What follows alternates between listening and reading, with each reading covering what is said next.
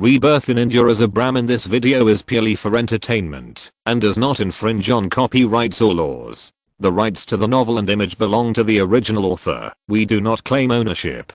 Don't like waiting and want to listen to this fanfic in full now? Subscribe to our Patreon, where you'll find the best fanfics. Chapter 1 Forced Marriage. Shakru, you should really think about this matter. As long as you agree to this marriage, not only will your debt be written off, but the Bhatt family will also be willing to provide a dowry of $50,000. This but $50,000 is equivalent to 2.5 million rupees. You can only receive 3,000 rupees a month from the temple, which is equivalent to your subsidy for 6 or 7 years. Moreover, people have said that you can still earn money from cloth even after marriage. Hart's family receives financial aid. Where can such a good thing be found? Aunt Asheri said excitedly. At this time, Shakru's face was full of helplessness and depression. He also knew that Aunt Asheri meant well, but he still couldn't accept this kind of thing. Although there were various other reasons for this, the most important thing was, or because he is not Indian at all. In fact, he traveled from China in 2016 to the body of this 18-year-old Indian boy. It may have been because Shakru's father died of illness at that time, and little Shakru couldn't bear the blow, so he died in one breath. Come up, and somehow Tang Ning, who was originally involved in a car accident in China in 2016, time traveled into his body. Fortunately, this was what happened to Shakru, so Tang Ning's strange behavior just after time travel was misunderstood by others as a situation caused by him being unable to bear the pain of losing his father for a while. Speaking of which, Tang Ning is quite lucky. Not only can she continue to live, but she also has a young and handsome body. The most important thing is that the owner of this body, Shakru Pandit, has a very noble status. According to the caste system, she belongs to the highest level of Brahmin.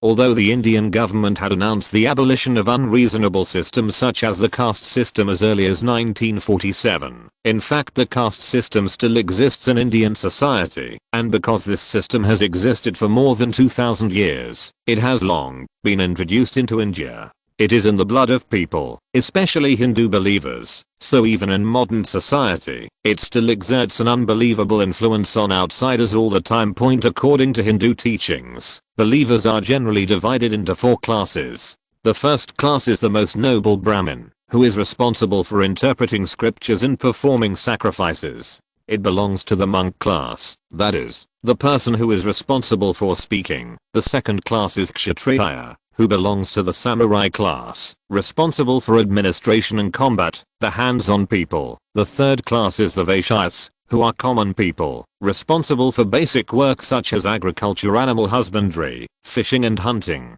They have no political rights, but must use labor or donations to support the 2 classes above, that is, the people who move the legs. The fourth class is the Sudras for the poor. They work in even more despicable jobs, that is, they are the ones who are stepped on. In addition, there is another class of untouchable Dalits called untouchables. They can only perform the most menial tasks such as slaughtering livestock, disposing of corpses, cleaning toilets, etc., and cannot compete with the higher class. Any contact between personnel will be punished. These classes are hereditary and there is generally no opportunity to change classes. Therefore, being able to be reborn into a Brahmin family in India is a great blessing, because not only is your status noble, but even if you are not engaged in childbirth and idle all day long, you can still go to the local temple to receive your own monthly offerings of food.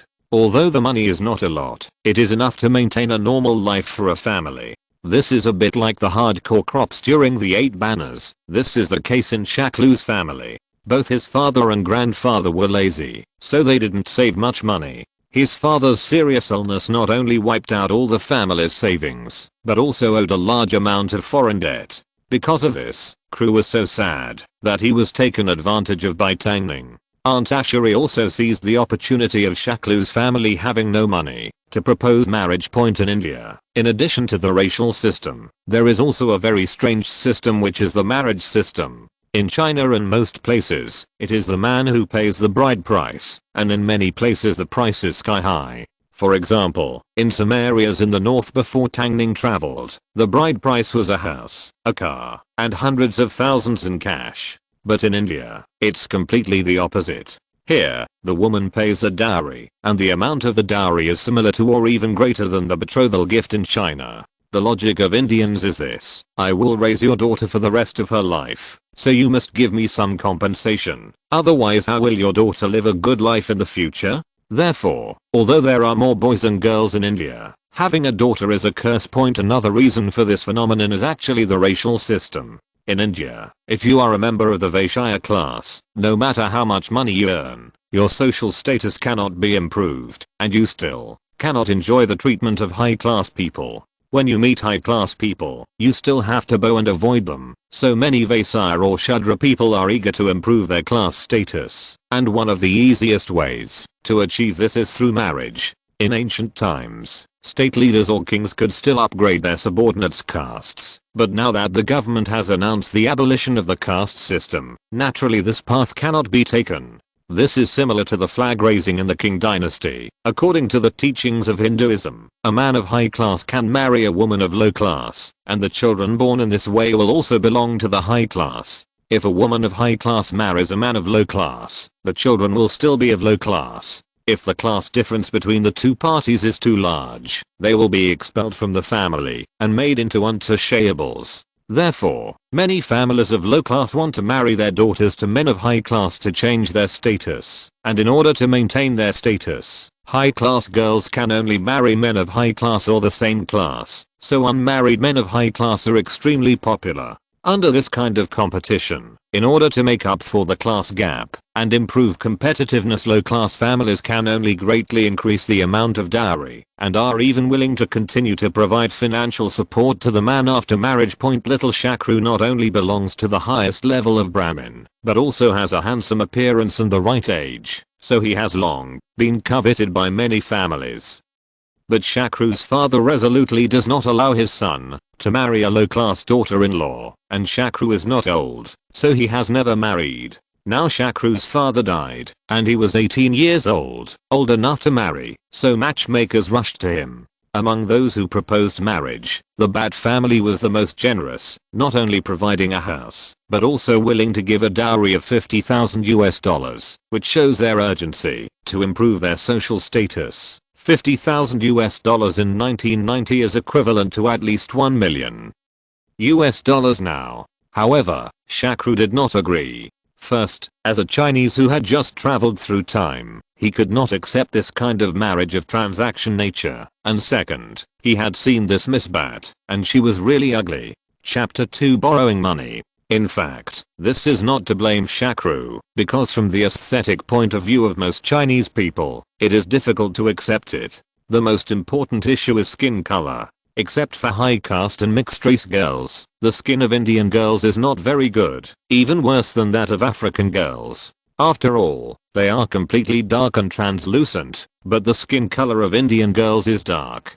The color is yellow in the middle and gray in the middle, which makes people unable to feel any desire or impulse when looking at it. So Shakru smiled and shook his head and said, "Thank you, Aunt Ashley, but my father just passed away, so I don't want to get married yet, and I'm not of legal age for marriage. It's illegal to get married at this time, so I'd better wait. I'll trouble you again when I'm 20. In fact, according to Indian law, Shakru, who is only 18 years old, has not reached the legal age for marriage. In India, boys are 21 years old and girls can apply for registration of marriage only when they are over 18 years old. But in fact not many people abide by this law, because the penalty for violating this law is too light. It is only 15 days of detention and a fine of 1000 rupees, that is, 100 yuan in RMB, and the detention is also cash. Payments can be made instead. How could anyone take such a light punishment to heart? Therefore, underage marriages and even child marriages are very common in India. Ashari was naturally quite disdainful of Shakru's excuse. What is the legal age for marriage?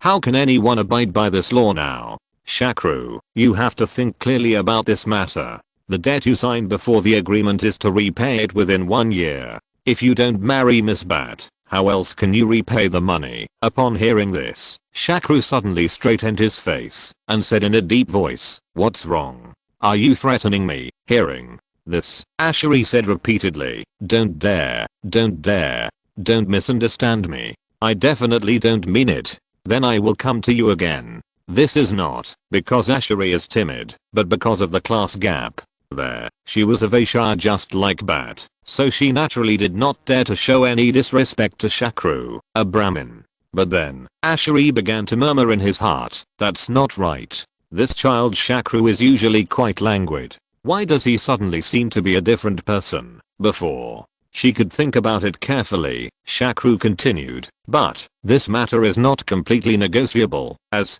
soon as she heard this, Asheri immediately became energetic. After all, she came with a mission this time.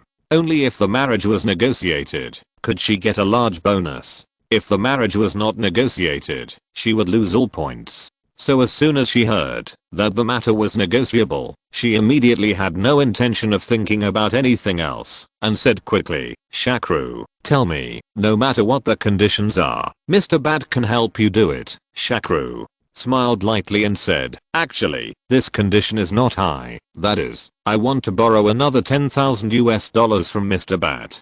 Before Asheri could speak, Shakru continued, but he signs an agreement that, if I cannot repay him the two debts totaling $15,000 in full after the year, then I will accept the marriage contract with his daughter. But if I pay off all the money within 6 months, then he will not want it in the future. Come and bother me about this again. At first glance, this agreement is very unfavorable to Shakru, because under normal circumstances, a person with no skills and no job would definitely not be able to earn such a huge sum of $15,000. But in fact, it is Shakru the result of loose careful consideration these days, because he feels that his greatest advantage is that he has experiences and memories that are 16 years ahead of his time. If the world still runs as he remembers, then it will be very easy for him to earn this amount of money within half a year. The only thing, the biggest difficulty, was that he had no starting capital, so he had to continue borrowing money from Bat. But if the development of the world is different from what he remembers, then his biggest advantage is his identity as a Brahmin. Then he might as well be a rich son-in-law who waits to die and does nothing. Although Asheri did not understand why Shakru would make such a request, for her, this was a good thing, because Mr. Bat would be very satisfied if she replied to this news. Sure enough, after hearing Asheri's reply, Bat burst into laughter and said, no problem at all, let alone $10,000 as long as he is willing to sign this agreement, I will lend him another $20,000. US dollars are no problem. Haha, the young man is still too young. Does he think it is so easy to make money in this society? Asheri flattered. That's right.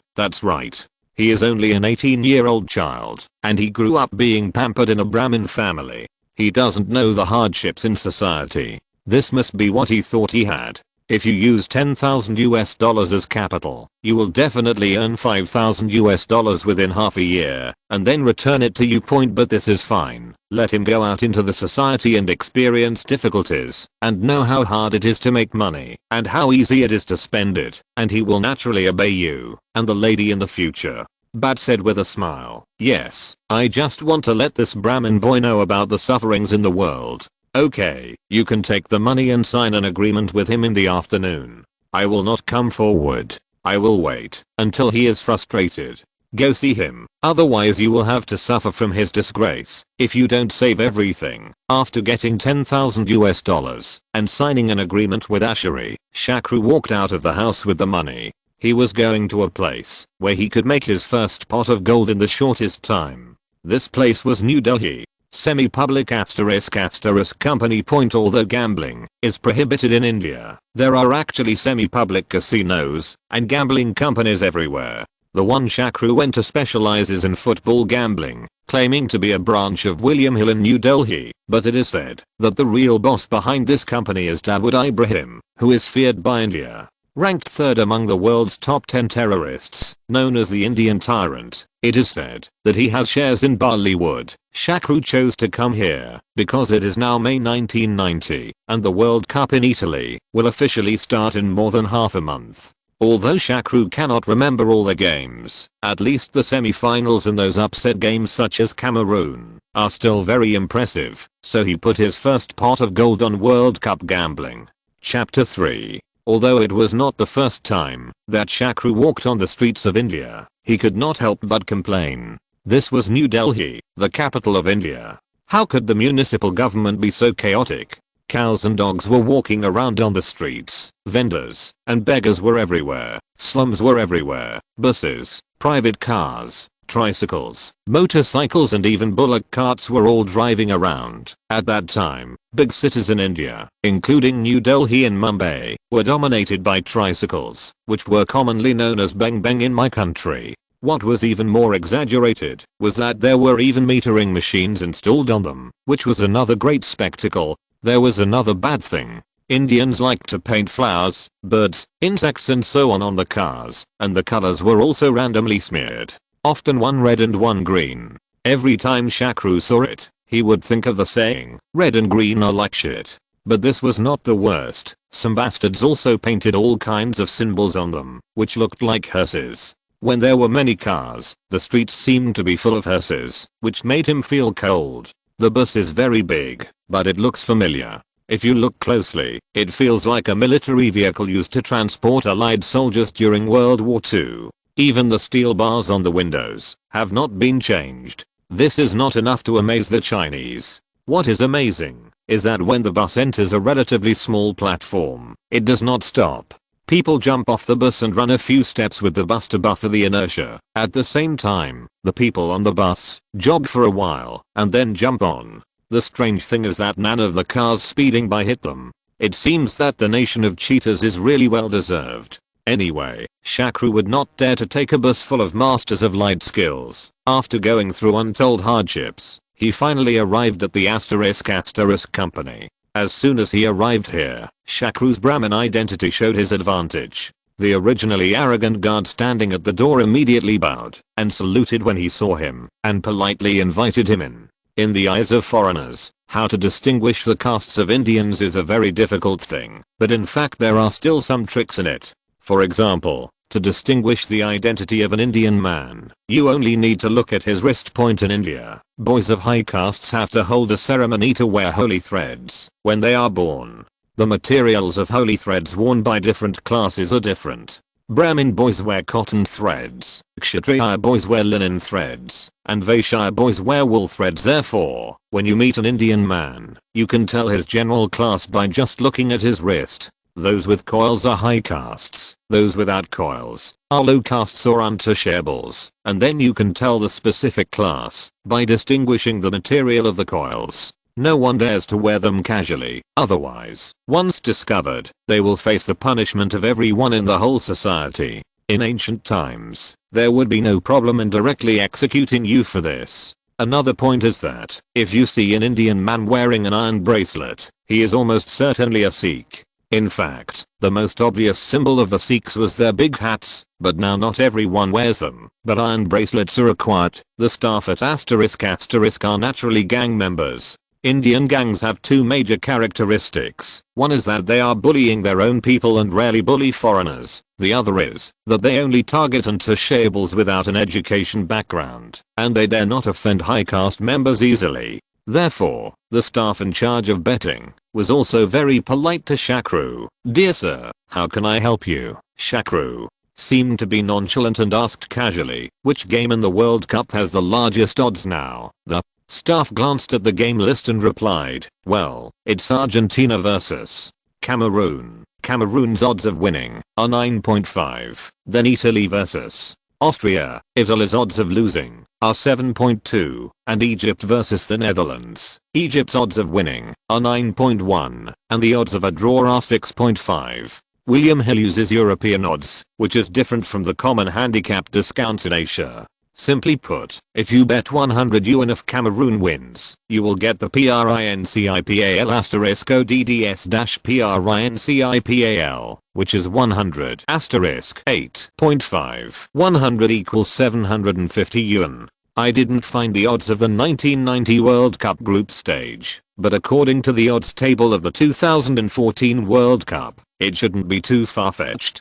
In the 2014 Brazil vs Croatia match, Croatia's odds of winning were 11.14. Hearing this answer, Shakru was secretly happy. It was indeed similar to his memory in his previous life. No one was optimistic that Cameroon would win in the first stop. After all, it was Argentina led by the king of football Maradona. But in fact, it was Cameroon led by Uncle Miller who won the game, thus opening the road to counter-attack for this dark horse army. Although the game between Egypt and the Netherlands did not have as much impact as Cameroon, it was also a rare upset. As for the game in Italy, the result was quite normal points, so Shakru happily took out $10,000 from his pocket and said, "Okay, then bet $3,000 on Cameroon to win, $3,000 on Egypt to tie with the Netherlands, and $3,000 on Italy." Well, this way, we had both wins, losses, and draws. Even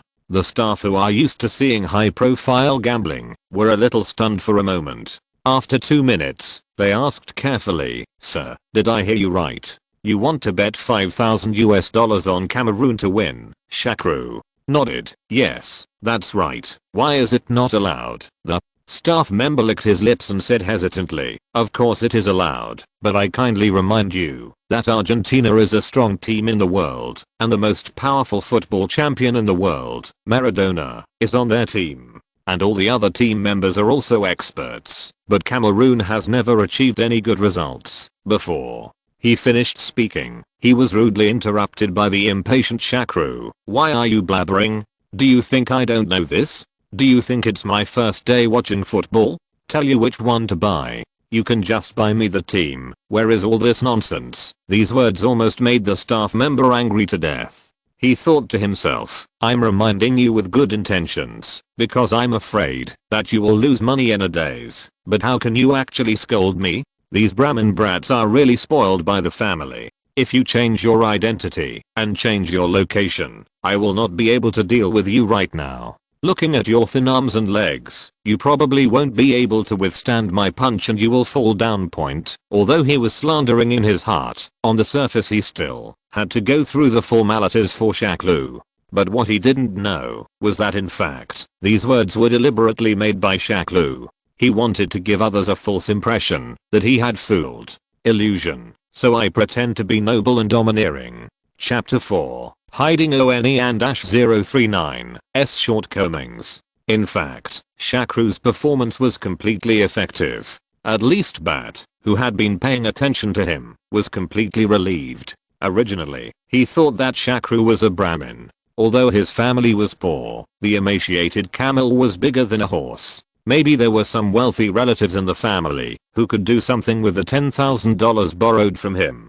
A speculative business that relies on inside information to make money, but he has absolutely no thinking that this silly boy actually took the money to go to a prostitute. Although he felt a little sad for the wasted $10,000, but he thought that his daughter could finally marry into a Brahmin family, and from then on the family's class status could be improved. The mood is still very happy. So, when he came in and heard his daughter complaining, he wasn't angry. His daughter Namabat complained, "Father, have you ever heard about Shakru? He can't really make money from the $20,000 you borrowed from him, right? Then we will suffer a big loss." But laughed loudly and said, "My little Nama, you can rest assured and wait until you become the hostess of the Pandit family. Do you know what this silly boy Shahrukh will do with the US dollars I lent him? Did it happen? He actually took the money and went to bed.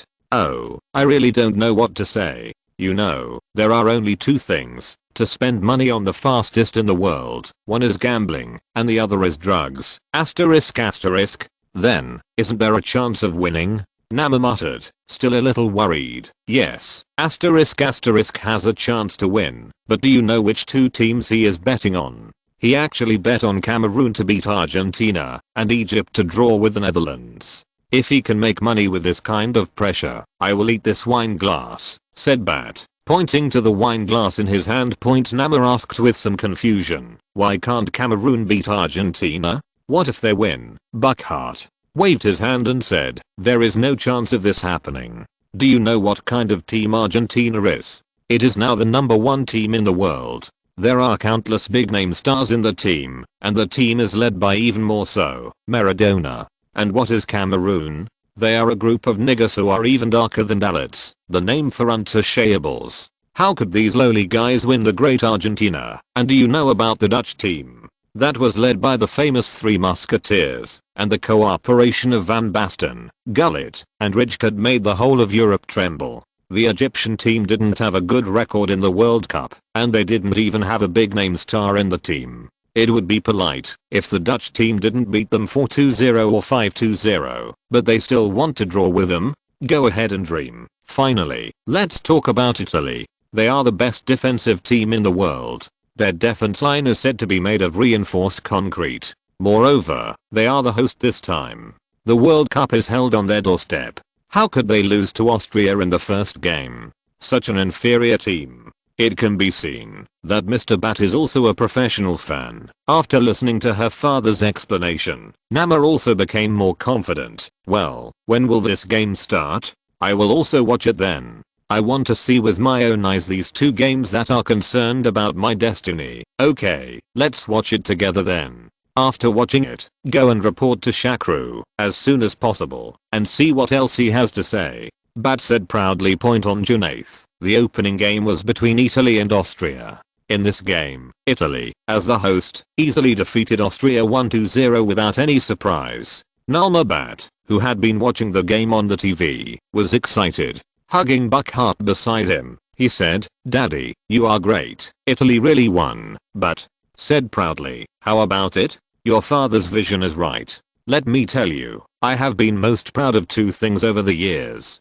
One is doing business and the other is watching football. Look at me. If Italy can win, then it can win. Then Argentina and the Netherlands will definitely win the other two games." Nama asked, still a little worried. Buckhart nodded confidently and said, "Of course, Argentina and the Netherlands have much stronger offensive power than Italy. Not only can they win, but they will also win with a big score. The scene is definitely better than Italy's defensive counter-attack style. More, but then again, in this kind of competition, stability is the most important thing. Playing too unrestrainedly can easily lead to accidents." Nama, who was not very interested in football, interrupted her father's endless talk about football and continued to ask, "Then should we go to Shakru's place now?" Buckhart waved his hand and said, "No, anyway, the 3 games will be over by tomorrow morning. Let's go to him with the results of the 3 games and make him convinced that he lost. Now, let him be alone. Cry for a while." In fact, Shakru was very calm at the moment. In his impression, Italy had successfully entered the semi-finals in this World Cup, and a very magical substitute appeared, Shakru from Juventus. The reason why he bought this game was to make his winning rate not seem so exaggerated. If he only bought 2 games, and both of them were upsets, he might cause himself some trouble. However, if he bet on upsets in all 3 games, and won 2 games and lost 1, it would not seem so abrupt. This is also because he has limited funds at present. When it comes to the next group stage and knockout stage, he will keep the rule of winning 1 game and losing 1 game to buy and try his best to reduce other suspicion of him. Therefore, although he lost $3,000 in this game, he felt more confident because the direction of the game was the same as he remembered, and the only goal of Italy came from Shakru, who came on as a substitute. Sure enough, the subsequent games were exactly the same as he remembered. Argentina unexpectedly lost to the unknown Cameroon, and the Three Musketeers, who were invincible in Europe, seemed to have lost their goal boots and could not break through Egypt's goal no matter what. At this time, Miss Nama shouted angrily, "Daddy, what's going on? Why didn't Argentina and the Netherlands win?" Budget was also puzzled. Yes, this shouldn't be the case. How could Argentina lose? How can the king of football not beat a bunch of black people? This is unscientific. P.S. The new book is still a niche topic. I hope everyone will support it. Chapter 5, Paying Back the Money. Seeing her father's appearance, Nama couldn't bear to console her. "Daddy, don't be angry. Although we guessed twice wrong, Shakru also guessed twice wrong. His Austria and Egypt, didn't they win either? He just won against Cameroon, but our Italy also won, so it's a tie." Bat explained feebly. My confused Nama, "That's not how the account is calculated.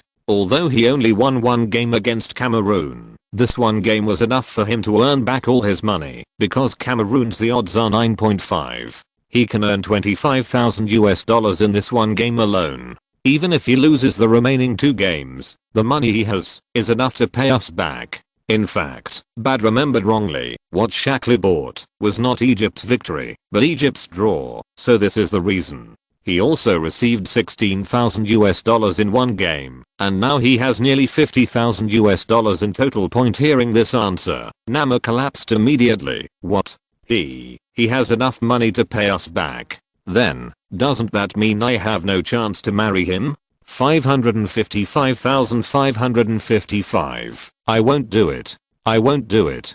Daddy, you must help me find a way. Bat quickly comforted him. Nama, don't worry. Since Shakru has made money in this game, according to the gambler's heart, he will continue to gamble in the next game. I don't believe it. He can still such good luck in every game. This time Bat guessed right.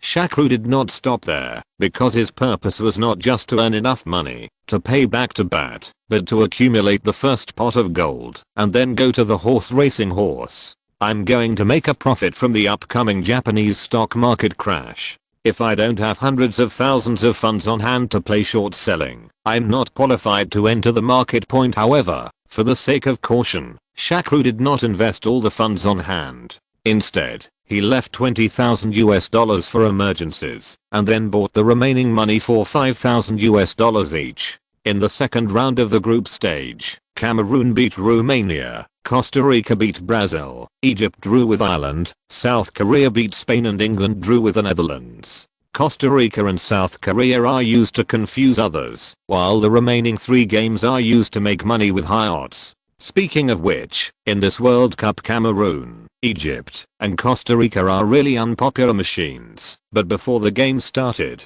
Shakru did another thing, which was to come to Bat's house with 15,000 US dollars. Bat knew the purpose of his trip as soon as he saw Shakru. Although she really didn't want him to come at this time, she still managed to cheer up and said, "Oh, isn't this little Shakru? Are you here to play with Nama today?" Shakru thought to himself, that you are really pretending to be confused. He opened his wallet and took out the US dollars and said to Bat, "Mr. Bat, I'm here to repay the previous debt.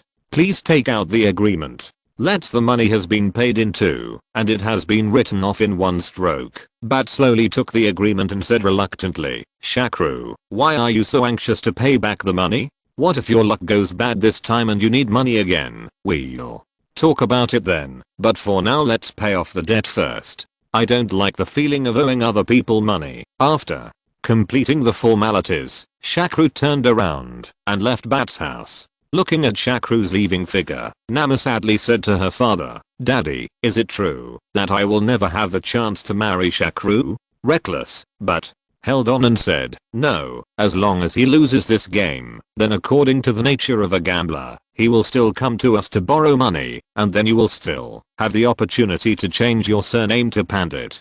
It's a pity that the result of the game was completely different from what Bat had expected.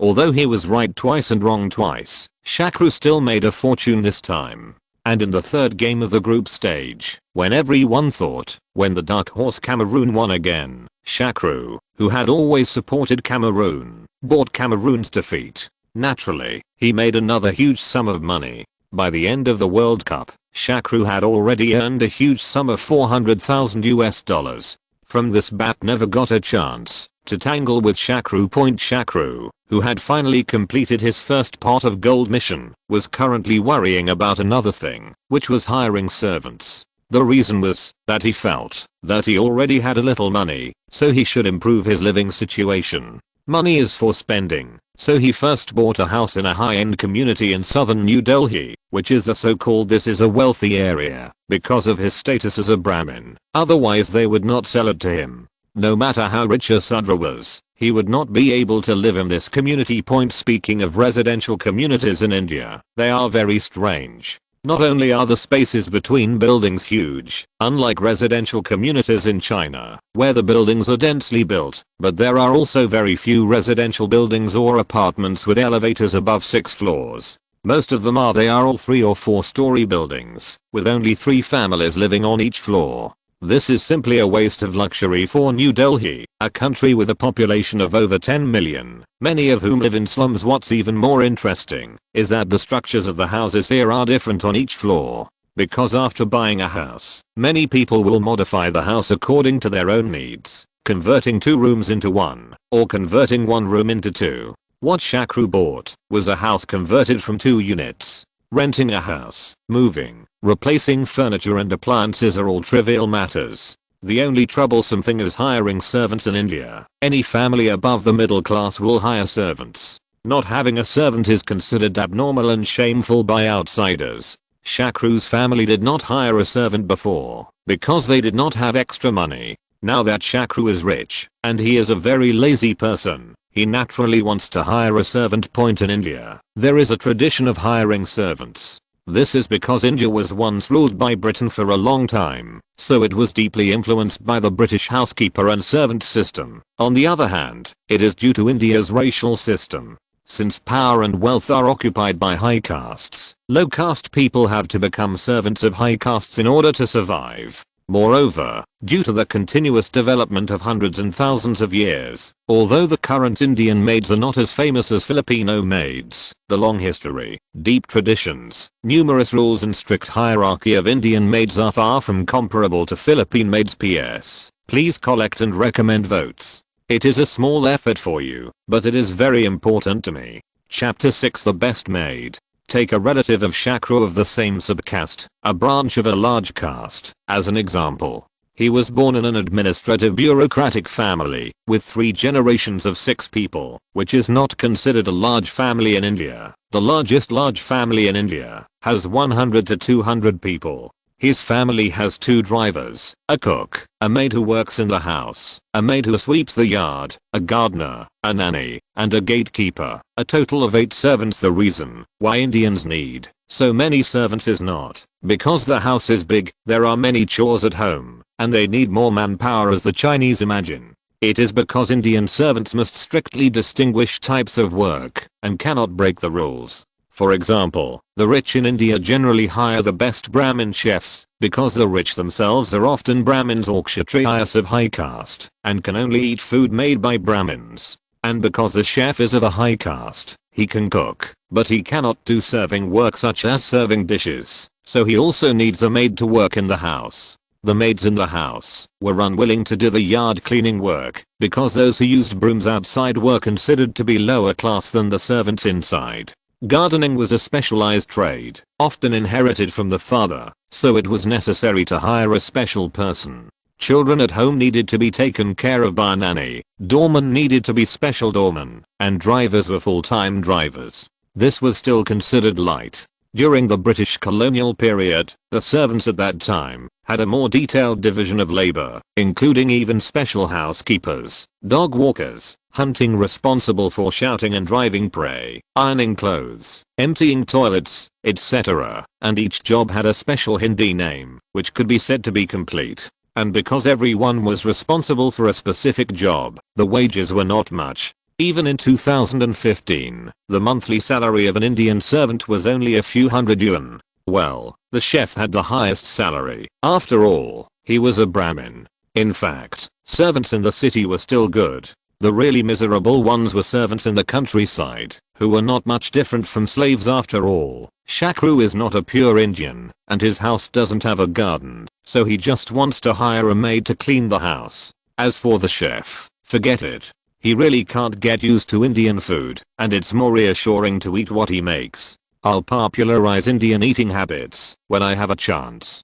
Please don't read this kind of content while eating, so as not to affect your appetite. Anyway, I was disgusted when I was looking up information. In India, there is a special maid market, but it is called a labor market to the outside world. When the market staff heard that this gorgeously dressed, just bought a new set of clothes, and handsome Brahmin boy was looking for a maid, their eyes lit up, and they said excitedly, "Mr. Pandit, you are so lucky. We just have a top-notch maid here. Only a noble status like you is worthy of such a maid.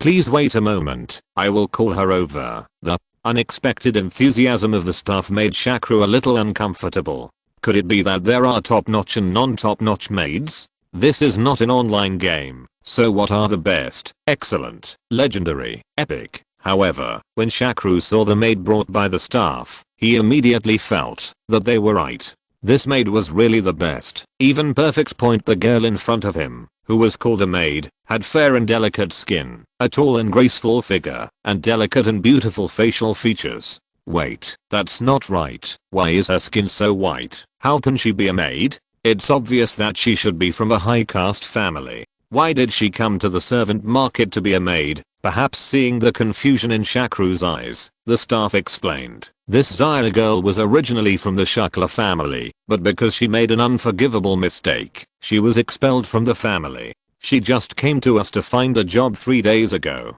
Although her work skills may not be as good as those experienced maids, her status is definitely worthy of you. And at this point, the staff gave Shakru a look that all men understand. However, Shakru was not in the mood to pay attention to this kind of eyes for the time being, but was slightly shocked by this news. How big a mistake would it take to be expelled from the family? Moreover, Shakla is a very high-level surname.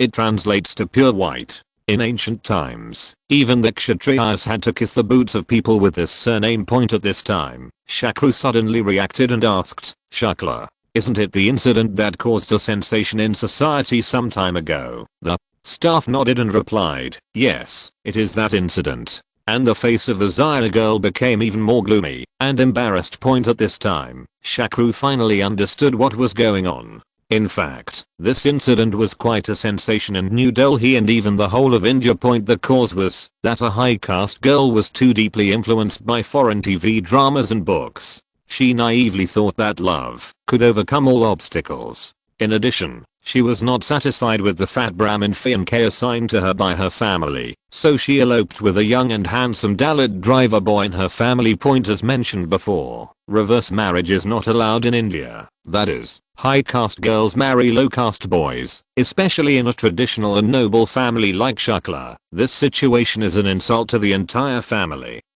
So in anger, the clan leader not only messed up the young man he had captured, but they executed the young man with a knife and sent someone to torture the young man's 2 younger sisters. They even blackened their faces and paraded them naked through the streets. Although the girl was not physically harmed, expelling her from the family was a sign of the consequences of her childhood.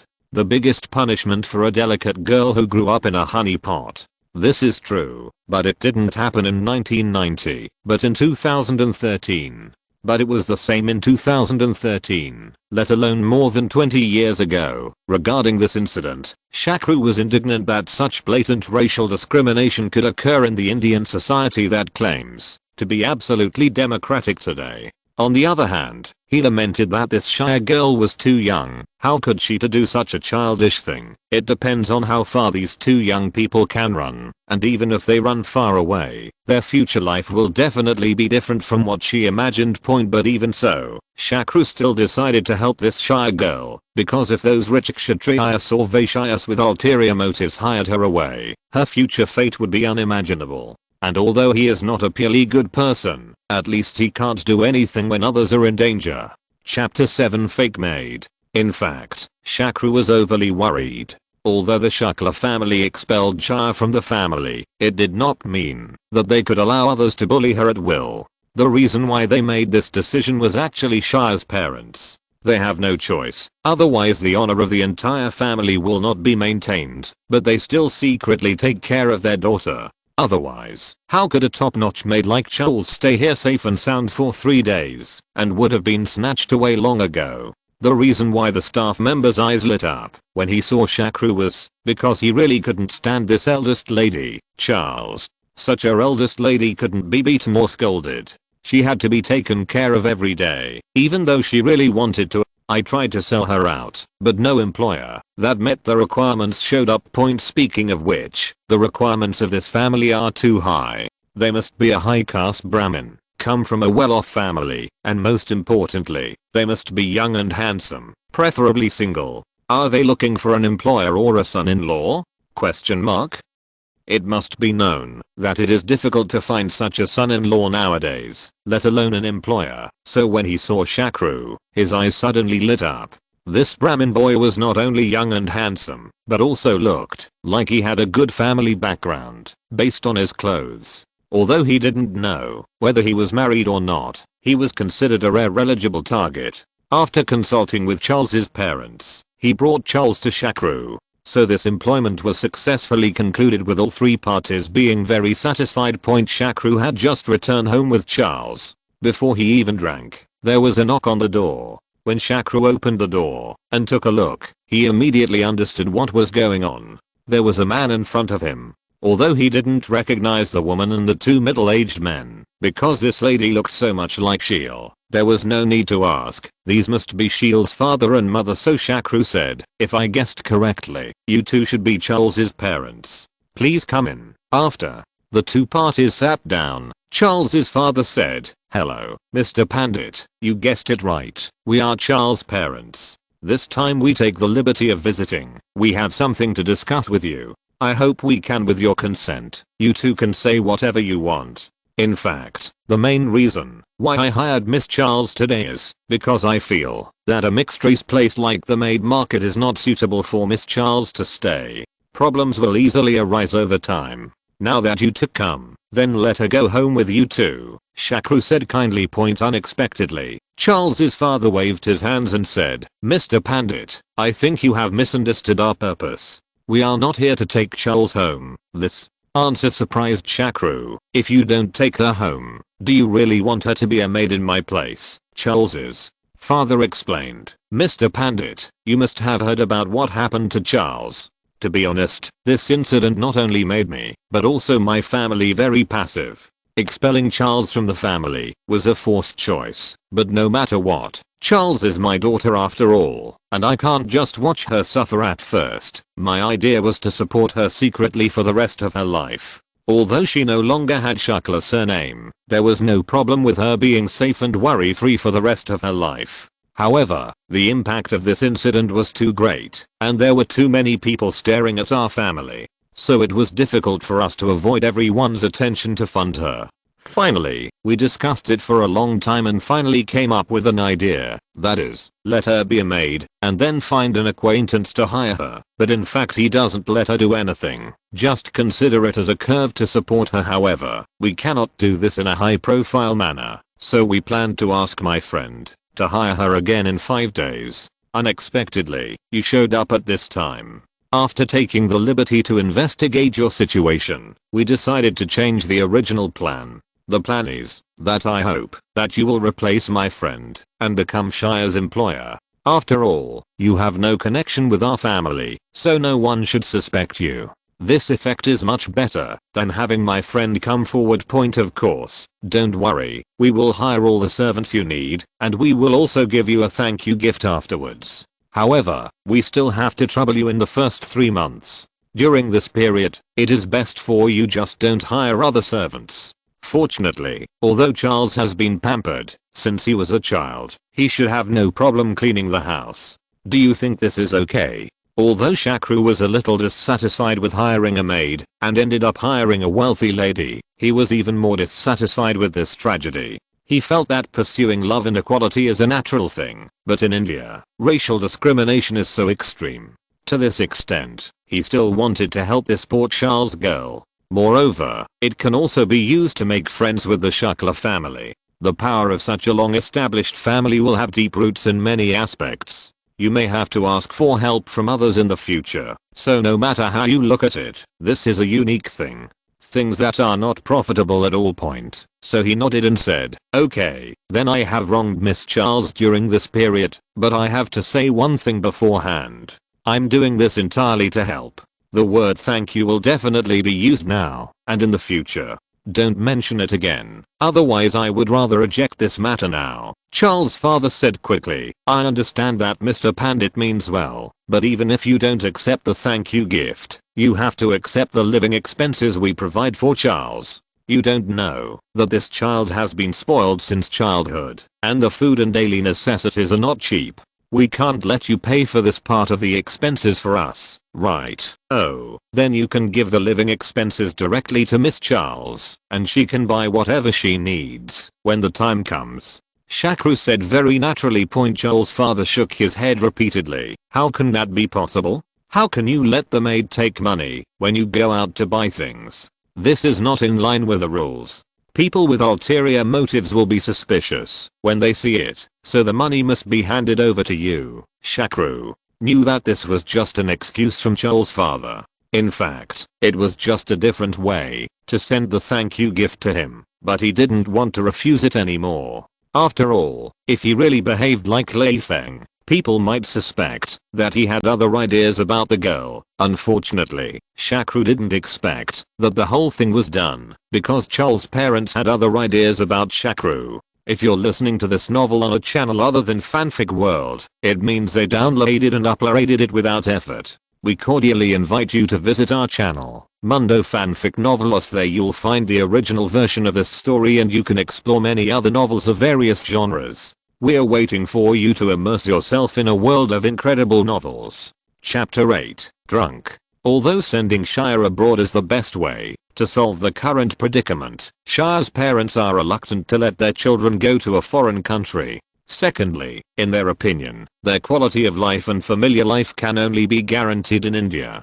Waypoint. In fact, many people have wondered why India's municipal affairs are so poor, but few rich people in India immigrate abroad. On the other hand, in China, many people want to immigrate as soon as they get rich. This situation is especially common among entertainers. It's even more obvious in it. It's the biggest irony that there are almost no Chinese in a film about the founding of the People's Republic of China. The reason why the rich in India are unwilling to leave India is because the rich in India, especially the high caste rich, can enjoy various privileges. Taking servants as an example, the richest man in India, Mukesh, only has 6 people in his family, but he has 600 servants. This is simply not possible in other countries, and in India, it is neither illegal nor in line with social cognition for high caste wealthy people to bully or even torture and kill low caste or untouchable people. Another factor is that Shire's parents don't want her to find a husband from a foreigner or another religion.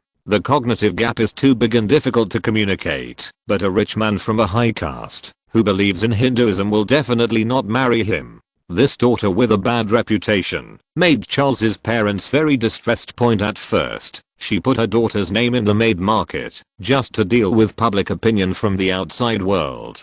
But later, Charles' mother felt that she might meet a suitable partner here, so she made her extremely exaggerated request to the staff. They didn't expect that such a person would appear. Unexpectedly, a Shakru came today. After a simple investigation on him, Charles's parents were surprised to find that this young man's recent small fortune was too coincidental. In addition, everything else was in line with their own requirements, but if they directly proposed marriage to Shakru, he would probably reject him. After all, the impact of their daughter's affairs was too great, so the two decided to make mistakes and transfer their daughters to each other.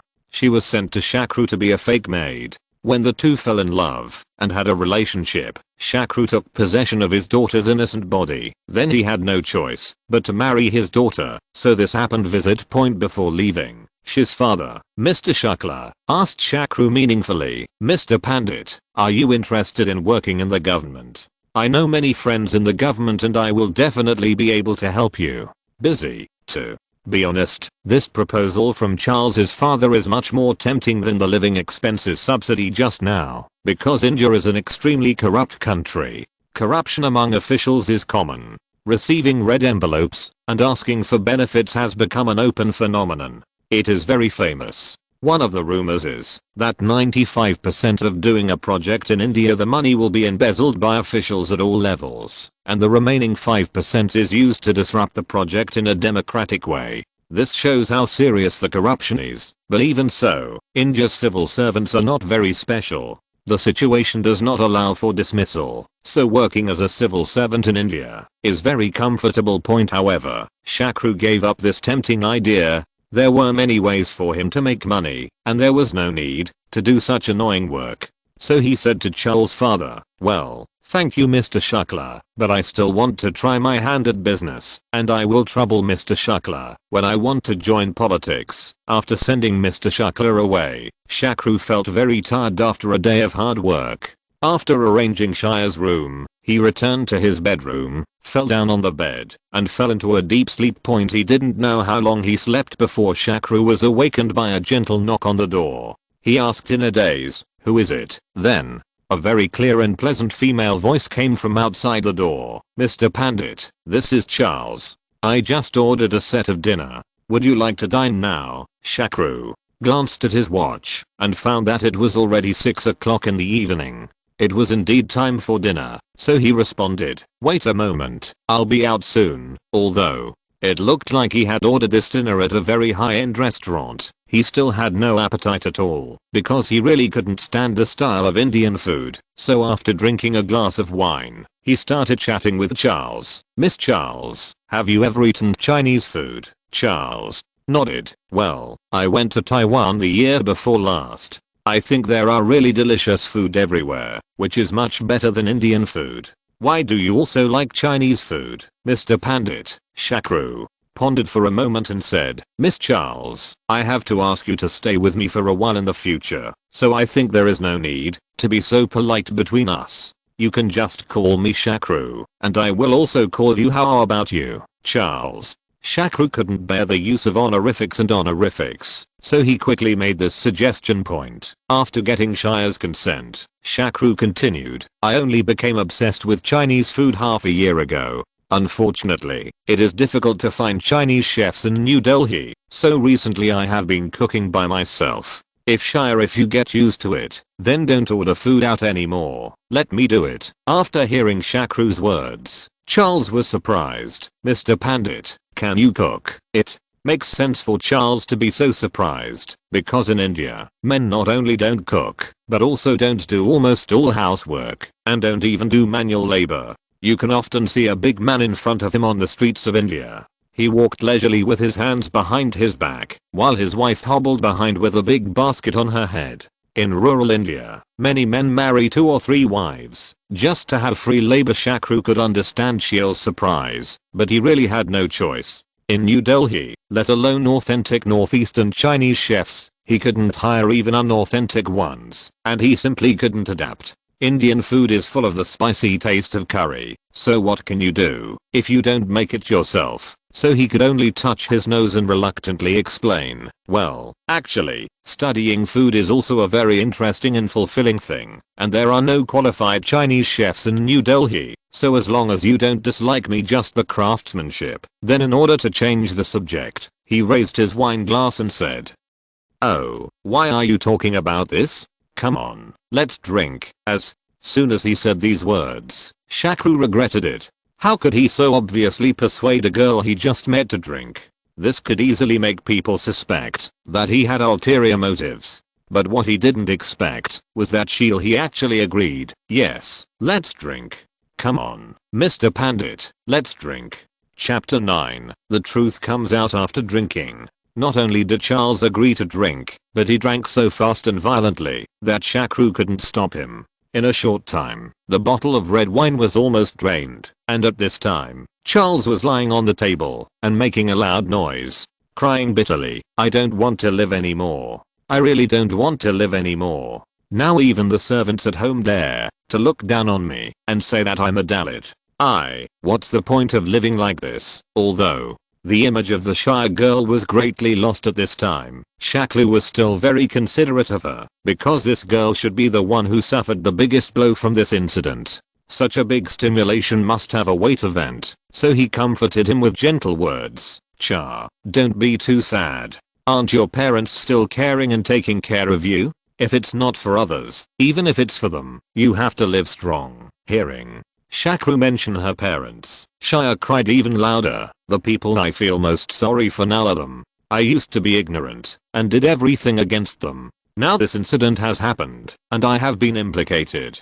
My father was scolded by the clan leader and many relatives were criticizing them behind their backs. It was all my fault." "Well, I can't say that completely. In fact, what you did is not wrong in itself. The pursuit of love is everyone's right." Charles shook his head and retorted, "No, this is wrong. It's just that I was too naive before and was too deeply influenced by those TV series and novels. I thought love could conquer everything. but now it seems that I was wrong. I really wrong. What, you regret it? Charles nodded heavily. Well, not only do I regret it, but I regret it very much. Not only do I regret this matter, but I also regret this person. In my eyes before, Ed Fu was not only handsome and tall, but also very special. Very masculine like the legendary hero, except for his lower background. He is tens of millions of times better than that fat pig Ranager in other aspects, and I can also feel that he truly loves me, so I made up my mind to follow him. He eloped, but what happened next? This encounter made me realize that reality is completely different from the world in TV series and novels. Love is not as great as I imagined. Even the love I thought could not be called love at all. When Ed Fu knelt in front of the family guard, when I kowtow to beg for mercy, my whole heart is broken. Is this the hero in my heart? And even if you kowtow to beg for mercy, the result will still be the same. Body to him. Many things become valuable only after they are lost. I used to be the noble Princess Shakru, so all good things were taken for granted to me, but now I'm a lowly dalit, and anyone would dare to blatantly give me a blind eye, if not for the protection and support of my parents. With funding, my current life may be worse than that of a pariah in the slums. In fact, Sheil was not completely drunk at this time. Although she did drink a lot, she was born with a good capacity for drinking, so the wine did not make her lose her temper. However, these words were indeed from her heart. She just took this opportunity to vent out all the words that were suppressed in her heart. And the real words she didn't say were what her mother told her on the phone just now. She hoped that she could find her chance to capture this Shakru. Now a young, handsome, and capable Brahmin single boy like him is not available. It's so common. It is said that when he had no money some time ago, even many Vaishya families were interested in him. The highest dowry amount was mentioned as $50,000, which shows how popular he is now. Sheila is no longer the ignorant and rebellious little girl she used to be. After experiencing this incident, she realized that her parents were really good to her, and it was better for her to obey their choices. And this Shak not only did Ru look far better than Ranaj's fat pig, even Ed couldn't compare to him. After all, his skin color was the color of an authentic high caste person. The reason why Charles pretended to be drunk this time was to say these words. On the one hand, it was to make himself happy, and on the other hand, he was explaining to Shakru that he regretted what he had done, and now he knew that he was wrong. And more importantly, tell him that his body is still innocent. Charles must say these words, and he must say them as early as possible. Otherwise, if Shakru deliberately distances himself from him because he is concerned about his past experiences and his body that has been tainted by others, then all the subsequent plans will be ruined. You have to go through trouble, but these words cannot be said by others, not even by your own parents. After all, she still had to speak out her own thoughts in order to be convincing. On the other hand, these words could not be said at any time because she was still a girl after all, and she had to save face. So she used Shakru to persuade her to drink. Drink hard to give Shakru the feeling of speaking the truth after drinking, and then say these words. Shakru naturally didn't know about Sheil's complicated inner activities, and just thought that the girl was drunk, and said drunken things. However, he generally understood Sheil's mood. After all, a young lady who had been pampered since she was a child suddenly met him. This kind of thing makes me feel a little unbalanced, and it is normal for my three views to change. As for other things, he didn't pay much attention to things because he didn't think about the relationship between men and women at all. This is because his main task at present is how to consolidate his financial foundation and then consider other things. On the other hand, this body, I'm just 18 years old, which is the age when I would barely go to college in China, and it is still too early to get married. At this time, Shakru was most troubled by the fact that there was no internet in this era, and it was too difficult to check something. What was even more distressing was that India actually implemented foreign exchange controls, which made one of his very important plans impossible to implement in India. The so-called foreign exchange control refers to the restrictive measures imposed by a government on the inflow and outflow of foreign exchange in order to balance international payments and maintain the exchange rate of its own currency. In fact, China also has foreign exchange controls. Although there are foreign exchange controls, this does not have a big impact on ordinary people. But for what Shakru is about to do, the impact is too great, because what he wants to do is to make a fortune in Japan, to be precise, to take advantage of this once-in-a-century stock market crash to short once, and make a fortune from the little Japan. PS. Some book friends asked in the book review area whether Zaya is the heroine. Here is the answer. The protagonist's wife will be a high caste actress in Bollywood. However, in addition to the wife, can he still have other women? I said in the introduction that he will have a harem. Chapter 10 Short Selling. Have you ever seen a 14-year bear market? Rare. However, he did exist, and it happened in Japan. This bear market lasted from 1990 to 2003. Shakru also studied finance and accounting in his previous life. It is impossible not to know about such a big event. In fact, it's a bit of a pity. If he could have worn it 1 year earlier, he would have been able to catch up with the Taiwan stock market crash in early 1990, which would have dropped from more than 10,000 to a fraction of the original price point. But even so, Taiwan's stock market crash cannot be compared with Japan. The Nikkei index was only 11,543 points in 1984, but by 1989 it had soared to 38,915 points, and then it plummeted all the way from then on. By 2003 on April 8th, it fell to 7,607 points, of which it fell 15,000 points in 1990 alone. How could Shakru resist being involved in such a once-in-a-century event? Going at this time shorting the Nikkei index is not making money at all, but stealing money. During this year, the Japanese stock market experienced two catastrophic collapses. The first collapse ended on April 2nd and fell directly from 38,915 to 28,002. Then the government came to rescue the market and the stock market began to recover, with the highest ever rising to 33,172. At once, when everyone thought the stock market crash was over, another larger stock market crash occurred at the end of July and lasted until October 1st. This time it fell directly to 20,000 points, a drop of 39%. Click 1, known as Black Monday in history. When some colleagues wrote this paragraph, they mistakenly thought that the plunge started on October 1st, which is known as Black Monday, but in fact it started on July 20th and ended on October 1st, because October 1st it's rock bottom, so everyone calls this Monday Black Monday, after Shakru spent nearly a week handling the affairs in India. He set off directly for Japan. Although it was actually possible to short the Nikkei index in Hong Kong, Shakru felt that it was better to make Japanese money on Japanese territory. It felt better, so he left Charles alone in New Delhi to look after his house, and came to Tokyo alone. After briefly settling in, Shakru took a taxi to Nomura Securities. This securities company, founded in 1925, is now the #1 securities firm in Japan and even has its own dedicated research institution. But even such a large company was shocked by Shakru's account opening amount of $300,000. This is not to say that Nomura Securities has seen the world that much. Before the stock market crash, an account opening order of $300,000 was not considered a big order for Nomura. However, the current situation is different. Due to the stock market crash at the beginning of the year, most people have no time to unwind. Well, who dares to invest in the stock market?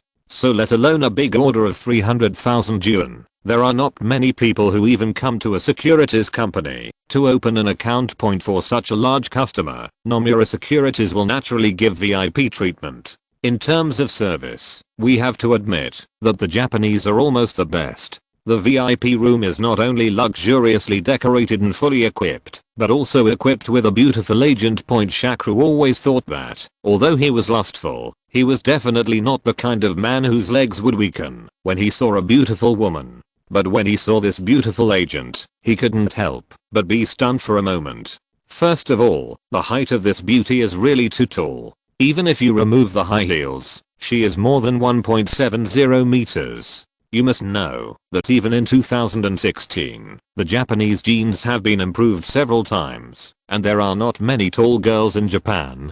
Girls over 50 meters tall were the norm. Girls over 1.70 meters tall were definitely rare in the 1990s. But this is not the point. The point is the appearance of this beauty and her name. When Shakru just saw her appearance, he felt that she looked very familiar. After hearing her name Noguchi Nanako, he was completely sure. The beautiful securities broker in front of me is the later famous Japanese drama queen and wife of Sarimochi Takashi, Matsushima Nanako. Although Shakru, who was a Japanese drama expert in his previous life, knew that Nanako Matsushima's real name was Nanako Noguchi, he really didn't know that she had such an experience as a securities broker. Fortunately, he adjusted quickly. After a few brief conversations about his own emotions, he got into work mode and began to arrange for Nanako Matsushima to invest all her 300,000 in shorting 10 million Nikkei stock index periods. Hearing Shakru's request, Matsushima Nanako was startled. 15 million short selling?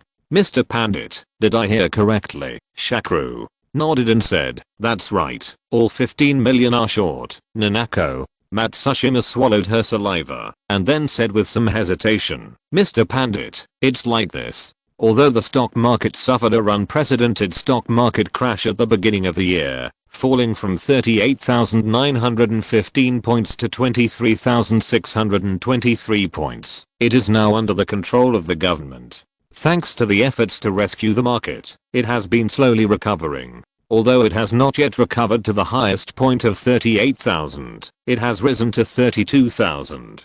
Under such circumstances, normally there will be no major stock market crash. It's very risky for you to go short, Shakru said confidently. You don't have to worry about this. If I'm not wrong in my calculations, the scene at the beginning of the year will be repeated by the end of this month at the latest, and it will be even more terrifying. Even if the government wants to rescue the market, it's of no use. By the way, Miss Noguchi, if you are interested, you might as well invest a little. I believe the benefits will make you very satisfied. Nanako Matsushima smiled reluctantly. Sir, you are joking. If I had the money from futures trading, I would not be so busy for a living, but would pursue my own dream. Oh, then I wonder what your dream is, Ms. Noguchi. Shakru asked knowingly. Nanako Matsushima looked into the distance and said lightly, to be honest with Mr. Pandit, I started working as a part-time model when I was in the first year of high school. I like the feeling of being the center of attention, so my dream is to be a big star that everyone knows. At this point, she shook her head sadly and continued, hey, I also know that this is an unrealistic dream. I'm really sorry to make you laugh. No, I firmly believe that you will become an excellent actor. You just don't have the opportunity now. Shakru said very seriously.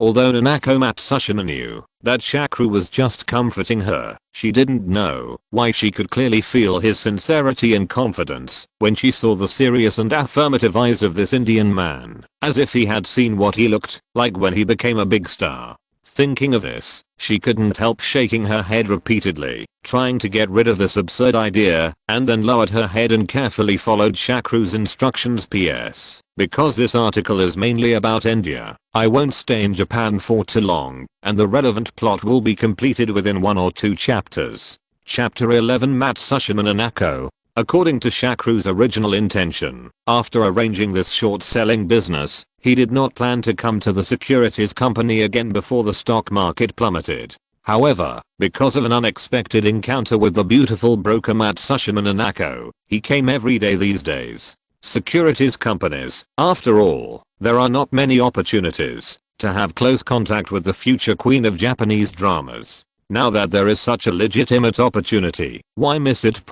Although Shakru himself had no other ideas, the people in the securities company and Matsushima Nanako herself misunderstood. They all thought that Shakru was pursuing Nanako Matsushima, and even several of her best friends and colleagues persuaded her to Nanako, I feel that the Indian boy has feelings for you. I mean, why don't you just agree to it? Think about it, he can spend hundreds of thousands of dollars to speculate in the stock index, so how much money does his family have? I heard that there are many rich people in India. Maybe he is a nobleman from some family. You have to seize the opportunity. Matsushima Nanako said with a blushing face. Don't talk nonsense, I don't mean it at all. Besides, a man like this who invests money here casually is too insecure. If he can make this money back, okay. If I lose this, I'll be heartbroken. Oh, I haven't even become someone else's girlfriend yet, and I'm already feeling bad about having to pay for someone else's money," said my best friend teasingly. "Oh, you bad guys. I won't talk to you anymore." Although Matsushima Nanako is very shy on the surface. In fact, through these few days of contact, she has slowly begun to get used to Shakru's existence. Although her spoken English is strange, her eyes are clear and full of confidence. Big Indian boy. I really worry about his investment for him. After all, his investment is too risky. However, this worry soon disappeared and was replaced by shock and admiration, because the development of the stock market really began to plummet. As Shakru said, the stock market, which everyone had high hopes for, did not even last until the end of July. On July 20th, the stock price began to plummet, falling from 32,515 to 21,008 points in less than a month. Although Shakru knew that it would eventually drop to 39%, for the sake of caution, he still chose to close the position at 30%. With a short position of 300,000 and a leverage of 100 times. Even though the drop was only 30 million, he still made 9 million, minus the guarantee, the ratio of securities to deposits and half margin operation. This time alone, his funds increased sharply from $300,000 to $4.5 million. At this point, he could finally breathe a sigh of relief, as long as nothing too major happened. If you make a mistake, your future life will finally be guaranteed. Before leaving, Shakru invited his beautiful agent Matsushima Nanako to have dinner. On the one hand, it was to celebrate and share the joy, and on the other hand, it was to reward her for her help these days. The location was chosen at the most popular place near Ginza, the historic Matsumoto Tower. This old store, established in 1903, is quite famous. When he visited Japan, he was entertained here. Shakru first raised his glass and said, "Ms. Noguchi, thank you for your care these days." "Nanako," Matsushima quickly replied, "Mr. Pandit, you are too polite. In fact, you have been taking care of me these days. Not only did I earn the largest commission from you since I became a stockbroker, but I also collected money from you. Such a big red envelope. To be honest, I have always felt very sorry." What Nanako Matsushima said was not polite, because she entered the industry relatively late. Although the Japanese stock market was very good at the beginning, newcomers like her were not able to make big orders. When the stock market plummeted, most stockbrokers left their jobs. After that, she was qualified to accept large orders, but at this time it was too late for people to get rid of the trap. Few people even opened an account, let alone opened one. It was a big deal. So Shaklu's order was really the biggest she had ever encountered, and this time Shaklu gave her a big red envelope of 100,000 yen, plus a place for dinner today. Choosing such an expensive Matsumoto building reminded her of what her best friends had teased her a few days ago, thinking that Shakru really wanted to pursue her. So today she was dressed particularly beautifully and sexy. In fact, Sangdeo was not in love with Shakru because he became rich overnight, but because she admired Shakru's vision and confidence. Even though the government was trying its best to rescue the market and the stock market was rising continuously, he could accurately calculate the stock market. It was about to plummet, and she estimated the date so accurately. If she hadn't seen it with her own eyes, she would never believe it. "Miss Noguchi, you don't have to do this. You deserve all the money. Actually, I have one more thing I want to discuss with you today." Hearing this, Matsushima Nanako's heart couldn't help but beat wildly. Is she about to confess her love now? To be honest, because of Matsushima Nanako's perfect figure and exquisite appearance, there were too many boys confessing to her, whether in Kanagawa or Tokyo. She was a little numb to this kind of thing, but today was completely different. Maybe because his clear eyes without any desire made her feel very safe. Maybe because she admired his superhuman vision. In short, she was sure that, as long as the boy in front of her really said those words, it is difficult for her to refuse. Unfortunately, what Shakru said has nothing to do with confession. "Ms. Noguchi, are you satisfied with your current job as a stockbroker? Can this income support your expenses?" "Nanako." Matsushima adjusted her state and then answered, "To be honest, I have no choice but to do this. I have to learn dancing and acting, which are very expensive, but I don't have many specialties. I heard that stock brokerage is very profitable, and at that time a friend who worked at Nomura was able to help me apply for the qualification of stock brokerage in the securities company, so I came here.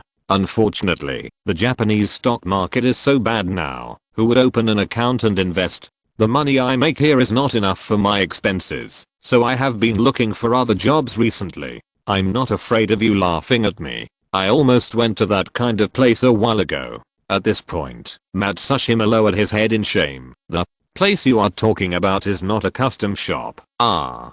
How do you know? P.S. A new week has begun. I hope everyone will continue to support me to stabilize my position on the new book list. Now it is the second to last, and it is very likely that I will be kicked off if I'm not careful. Chapter 12 Magic Oil. When I first came to Tokyo, I went to Yoshihara for a walk out of curiosity. When I was dragged into a custom shop, I saw your photo on the advertisement inside, so. Although Shakru said this explanation, but in fact he has never been to such a place. The reason why he asked this just now is because he saw it in his previous life. I read a piece of gossip about Matsushima Nanako before she became famous. It said that she worked in the industry for a while, and the price was quite high. Some people even said that she and Akimoto Yasushi, the father of AKB, met in a custom shop.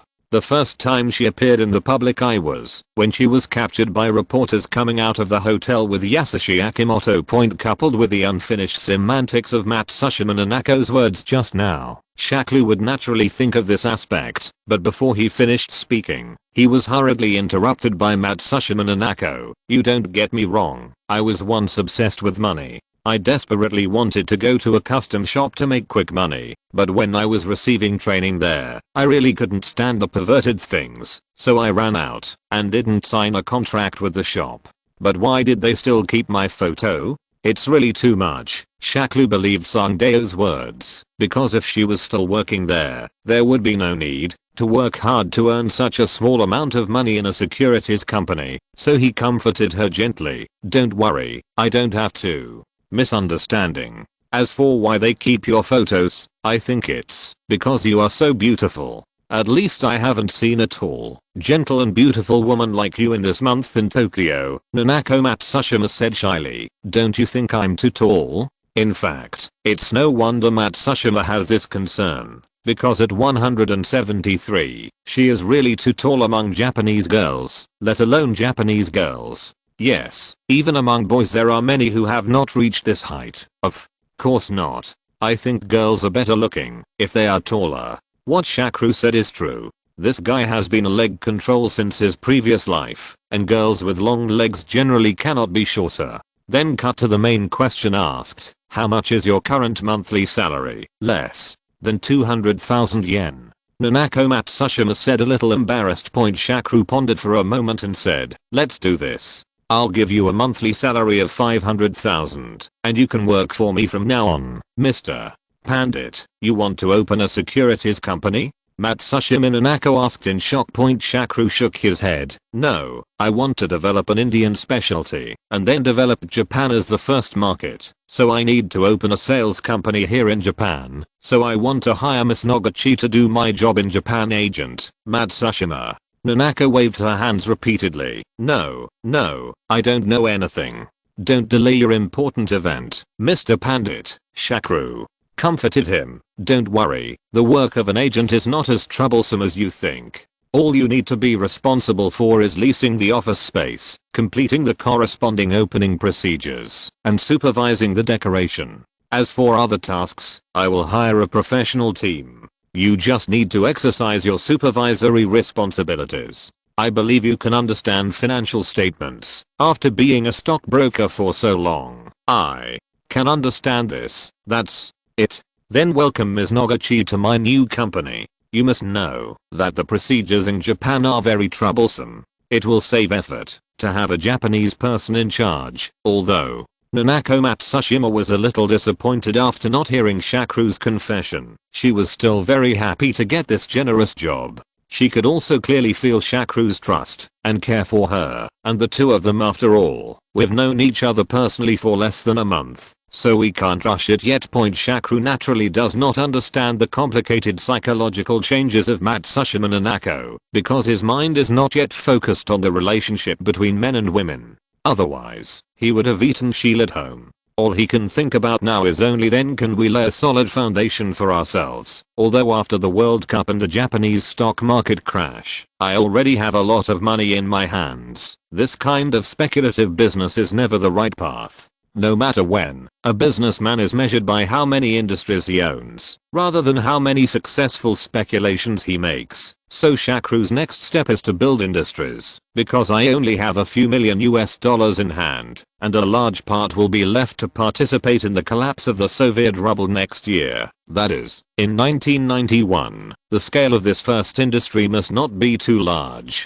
It is best to be within a few dozen. It can be done with 10,000 US dollars, and it must be profitable and influential, so that it will be conducive to his subsequent industrial construction point. Although such a project is difficult to find, Shakru has already chosen a very suitable project. This project is not only very Indian, but also currently has no competitors in the world. As long as it is properly promoted, the customer market will be extremely huge. This project is none other than Indian god oil. In fact, in India, sacred oil is not a special thing. It is reserved in many wealthy families. Although the versions of each family may not be exactly the same, the general principles and materials are almost the same, because this thing is passed down from the Indian royal family. Indian god oil was originally called Buddha's essence, which was carefully formulated by a famous Buddhist monk to help people get pleasure and satisfaction in bed. Later, the secret recipe of this essence was passed on to Hinduism and was mass-produced, and was renamed Indian god oil. In India, it is said that it was invented by King Jaising I. Jaising I moved the Jab dynasty to the plains and built a new palace. In order to make friends with neighboring countries, he married more than 10 wives. In order to deal with these more than 10 harem beauties, Jaising I not only asked people to draw many exposed murals, but also started to develop Indian god oil. Therefore, god oil has a long history in India, but no one has ever thought about opening up its overseas market. They are all thinking about high-tech routes to meet the needs of the wealthy class. Shakru wanted to seize this opportunity and use the magic oil to open up the market before sildenafil was developed. After Pfizer officially announced the failure of sildenafil in treating heart disease, he would buy the patent rights of sildenafil and concentrate on making the little blue pill. Chapter 13 Orders. Ashfaq Ayub is the owner of the largest essential oil factory in New Delhi. Although it is said to be the largest, there are actually not many people there, because the market for divine oil is very limited, and customers usually customize it in advance, so they usually don't need it. There were too many manpower, but the current big order made him feel a little tricky. The reason for the difficulty is simple, that is, the quantity required is too much. Even if he summons all the employees who have some temporary cooperation, he will have to work overtime for a long time before he can complete it. To be honest, if he hadn't seen that the man in front of him was a standard Brahmin, and that he had to pay a deposit of 20,000 US dollars, he would not even consider this business at all. But even so, he still had some doubts, so he asked slowly, "Mr. Pandit, may I take the liberty to ask, what is the purpose of buying so many essential oils?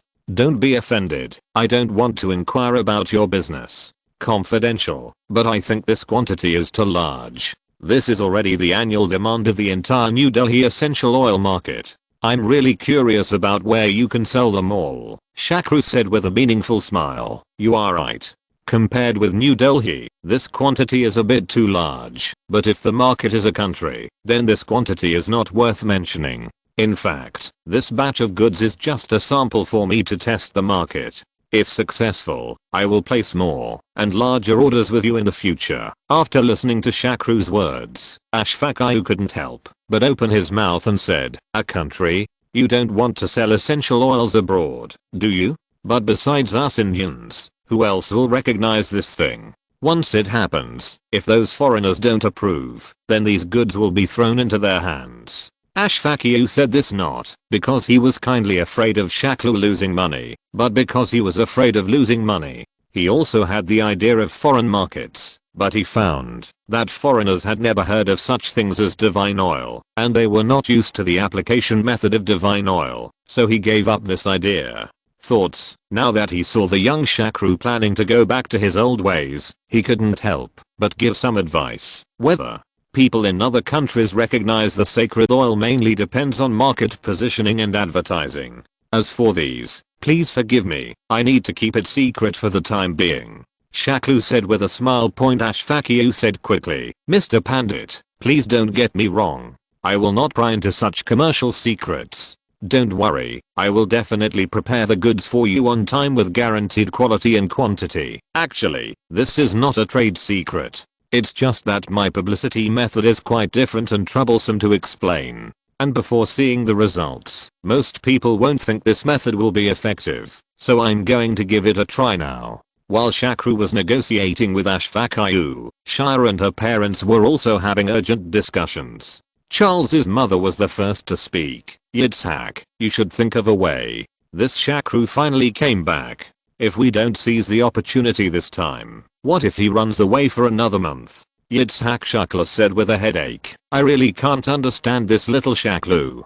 6 months ago he was a poor boy with nothing but foreign debts, but now in the blink of an eye he has become a man with hundreds of millions. A millionaire. Originally, I thought I could use our family's power and wealth to force him to marry our daughter, but now it seems that this plan must change. What time is it now, and you still want to force me? I heard that several Brahmins have been eyeing this little Shakru, and they plan to propose marriage in a while. If we don't show our goodwill, what will happen? It's too late.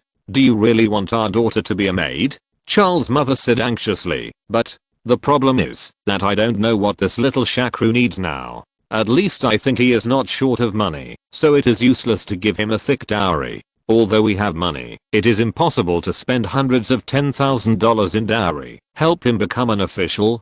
But is he still interested in being an official? By the way, Charles, have you discovered any special hobbies he has, such as collecting antiques? Zach asked. Charles frowned and thought for a long time, then shook his head and replied, he only stayed at home for 3 or 4 days in total, so I don't know much about him. I don't see any special hobbies in him. What counts as a hobby may be that he likes to eat Chinese food, especially northeastern food. As long as he has time, he will definitely cook by himself. But to be honest, what he cooks is really better than what those restaurant owners cook. No way he, a grown man, goes to the kitchen to cook. How unbecoming is this? Charles's mother exclaimed in shock. Charles explained. He said there was nothing he could do. Although there were Chinese restaurants in New Delhi, the Sichuan cuisine was quite authentic, and those who cooked northeastern cuisine were definitely not from the northeast, so he simply bought his own kitchen utensils, seasonings, and you can cook and eat the ingredients yourself. To be honest, I'm starting to like eating the dishes he cooks now. Yitzhak rubbed his temples and sighed. What a strange guy. A man cooks for women. Isn't this the opposite? Doesn't he have anything to worry about now? At this time, Charles seemed to suddenly remember something. By the way, something really bothered him recently. Upon hearing this, Yitzhak said excitedly, tell me, what is it? Cheryl recalled and said, well, he seemed to say that he wanted to open a foreign export trading company, but the government's approval speed was too slow. He was very worried that this would delay his business, but there was no good way to deal with this situation. What kind of business is he doing when he already has millions of dollars? Cheryl's mother said puzzledly. Isaac interrupted her and said, who cares what kind of business he does? Since he is troubled by the approval process, it is a good opportunity for us to take action. Although this little Shakru can make money, he is far behind in terms of connections and power in the government. Okay, I will handle this matter and let him see the power of the Shakla family. P.S. Some friends think that I seem to be a bit blackening Nanako Matsushima. In fact, I have tried my best to write positively. If you don't believe it, you can Baidu Nanako Matsushima and Yasushi Akimoto. Although neither party has publicly admitted this, there is no smoke without fire. She should have worked in a custom shop in Yoshiwara. Chapter 14. The Compassion of Parents. That night, Shakru just came back from Ashfaqayu, and Charles stepped forward and said, "Sir, my father said that he can help you with the exports procedures. You can bring the information with you tomorrow. Just give it to him, and he will take you through the specific operations." Shakru was very happy to hear the news, because Indian civil servants are world famous for their inefficiency. It is quite normal for things that can be done in one day to take a week. Although he is very worried that this speed of doing things will delay his work business, but there is nothing that can be done about it, at least with him as a Brahmin. No one dared to blatantly ask for bribes or stumbling, which was already good.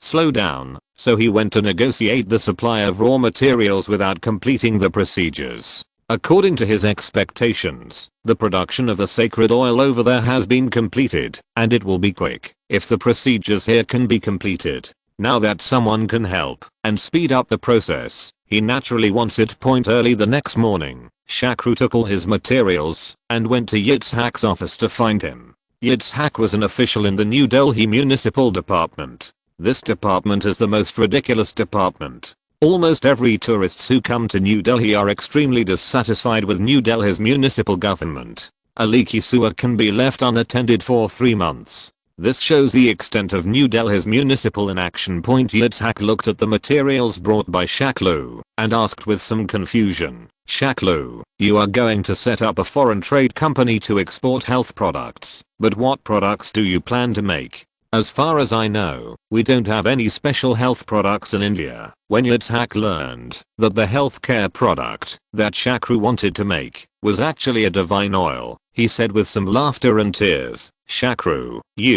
what do you want me to say to you? Why do you think of making this thing?" "Well, this, don't you think it's a bit demeaning to do this?" "I don't think it's anything. Temples like Khajuraho don't exist in India, do they? And the market in this area is actually very big.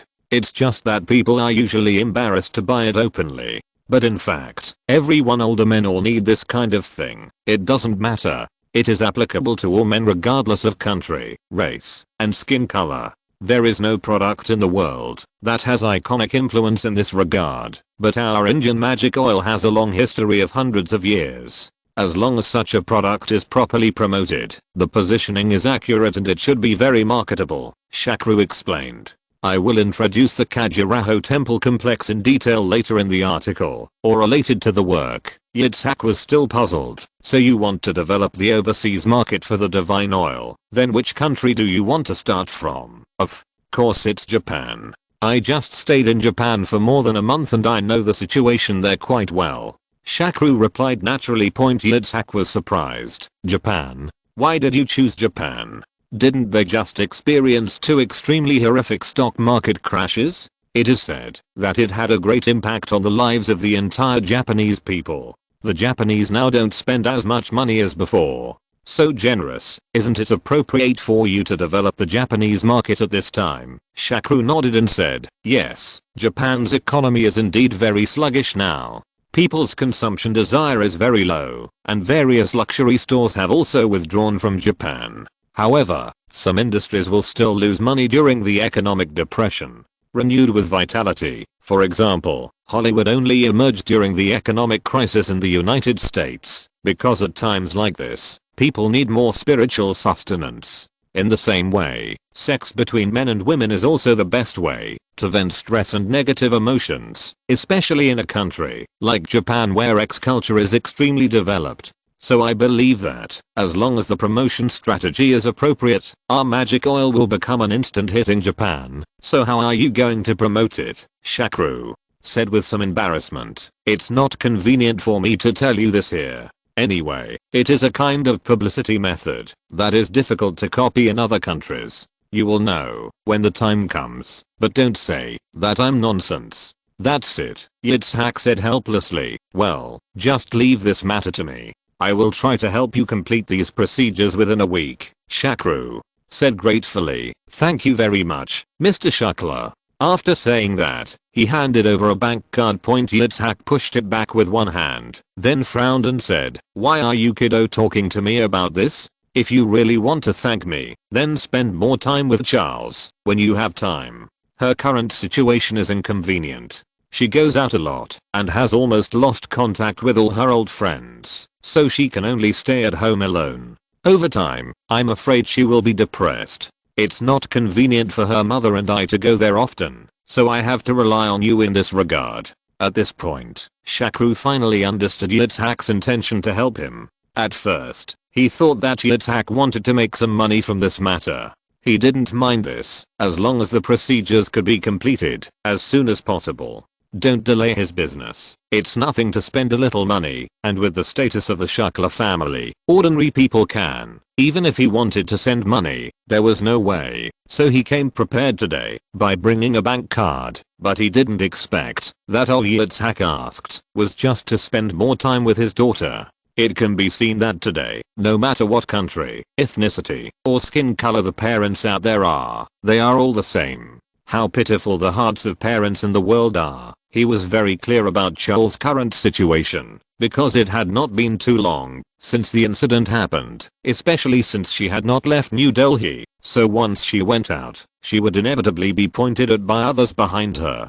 Her former best friend would not continue to associate with her because of her lowered status. In addition, she had not been at home for more than a month, so this kind of boring life alone was indeed enough for the young lady. Therefore, his father Yitzhak would rather not have US dollars and hope that his daughter could have someone to chat with and accompany her so that she could get out of the haze of this incident as soon as possible. Point of course, these were Shakru's self-righteous thoughts, which were almost contrary to the original intention of Shakru's parents, but because Shakru did not think about the relationship between men and women, he felt that his guess was still quite right, so he said to Yitzhak, "Uncle Yitzhak, don't worry, I know that I went to Japan for more than a month some time ago, and it was wrong for me to leave Shakru at home.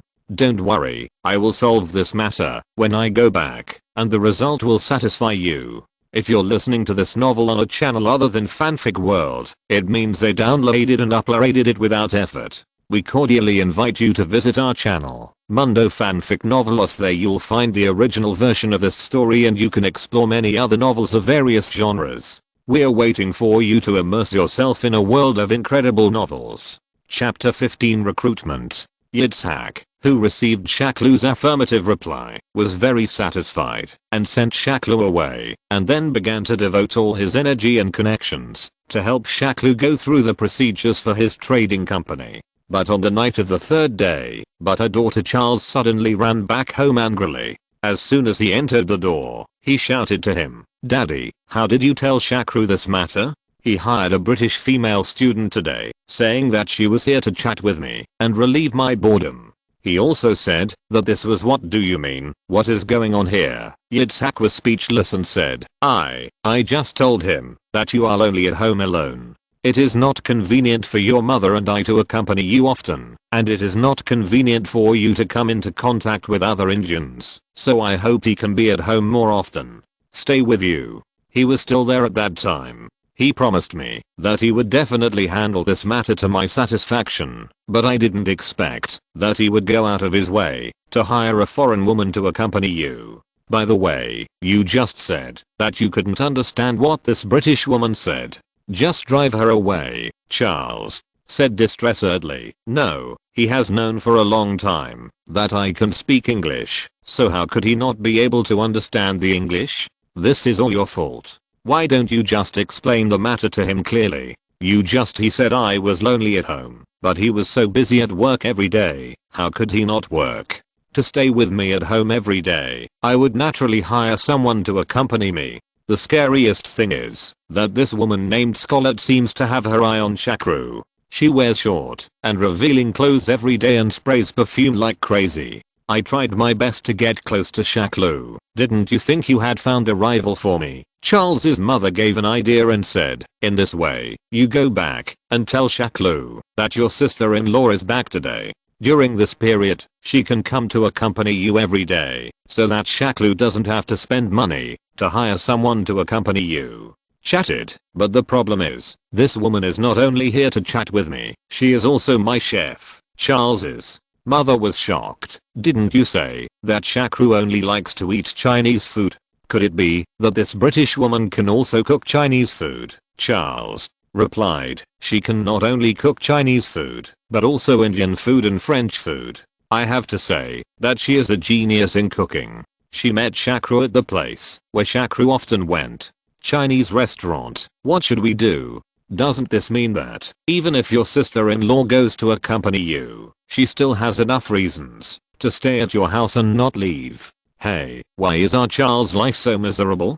Charles' mother said worriedly. Yitzhak stood up impatiently and said, forget it, forget it. Tomorrow I will just ask Gubang to bring a few people to scare this woman when she goes out to buy groceries and drive her away from New Delhi. That will be fine. Charles' mother said with some worry, but don't those people in Kupang usually only dare to bully Dalits? How dare they attack this foreign woman? And if the attack is not serious, it will easily cause big problems. You can't do it for such a trivial matter, right? It's okay, it's just a foreign woman. As long as you don't be too harsh and don't do anything to her, there won't be any big problems. While Charles and her parents were thinking about how to get rid of Scarlett, Shakru was busy interviewing with Scarlett. Since Shakru was now a polished commander, he asked Scarlett to help with a guest appearance, receptionist at the front desk, and organize the order of applicants. Although the Gang Foreign Trade Company founded by Shakru has just been established, the salary is set very high, so many people come to apply for jobs.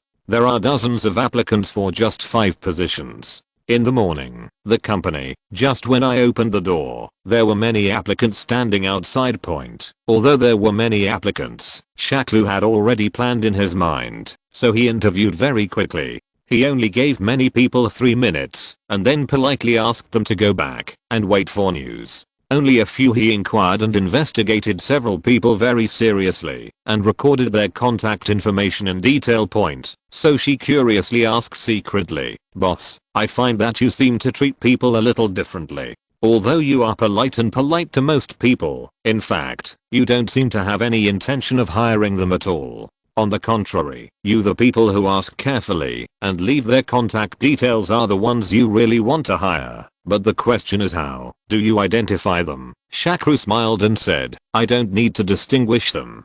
Haven't you noticed? They have already distinguished themselves while waiting for the interview. After Shakru said this, Scarlett realized that indeed, while waiting for the interview, these applicants had automatically divided into 2 groups. The group with more people occupied the position next to the coffee machine, while the group with fewer people occupied the position next to the coffee machine. The group of people would rather sit closer to the restroom than go to the group with more people.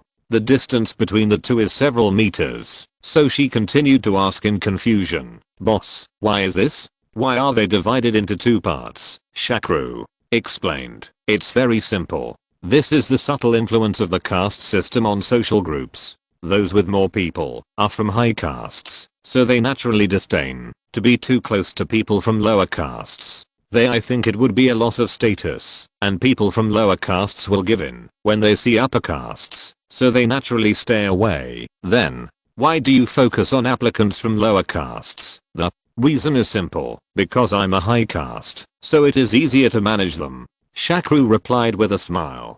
But what he said was of course not the truth. As a reborn person, he knew very well that the fastest growing industry in India in the next 10 years would be the software industry. According to statistics, India's computer and information service exports rank 2nd in the world, accounting for 15% of the world, far higher than the 0.9% of goods exports in the world. Its exports are spread over more than 130 countries and regions in the world, of which nearly 70% go to the United States. India accounts for 65% of global software outsourcing and 46% of global service outsourcing. The World Bank's survey believes that India's software exports rank 1st in the world in terms of scale, quality, and cost point, because the software industry has high salaries, good working environment, and is not restricted by the caste system. Many low-caste college students have flocked to the software industry. Shakru wanted to make a name for himself among the low-caste highly educated people one step ahead of time, so that he could recruit people when he entered the software industry in the future. On the other hand, he did not want the high caste to oppress the low caste in his company, and wanted to provide a stable development environment for low caste employees.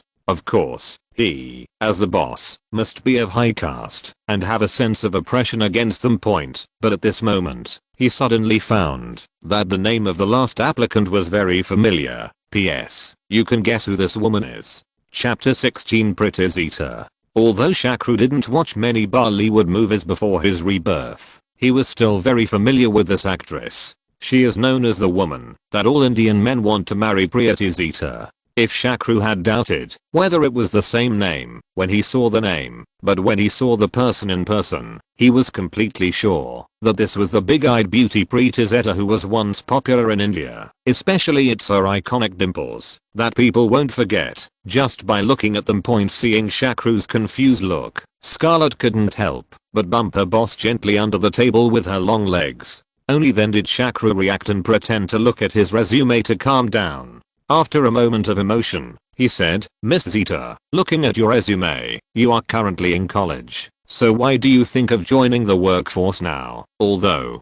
Shakru was a bit rude just now, Pretty has long been accustomed to the way men look at her, so she replied nonchalantly, "Because my father passed away when I was 13 years old, and my mother also died because of the incident was such a shock that he was bedridden. The tuition is also very expensive, so I want to do more work on my own to reduce the burden on my family and save some money for tuition.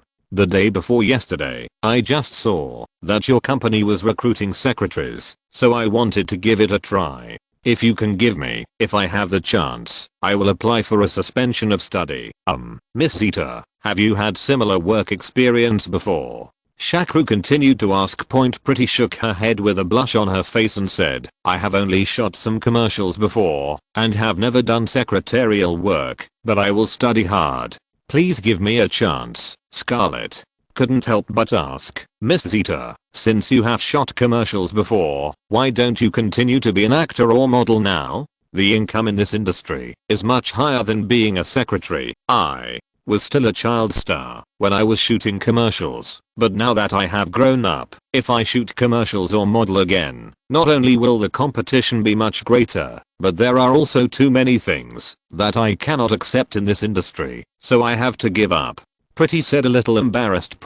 Although what Pretty said was very cryptic, Shakru knew exactly what she meant. In fact, the entertainment industry in any country is not clean, especially in a country like India where men are superior to women.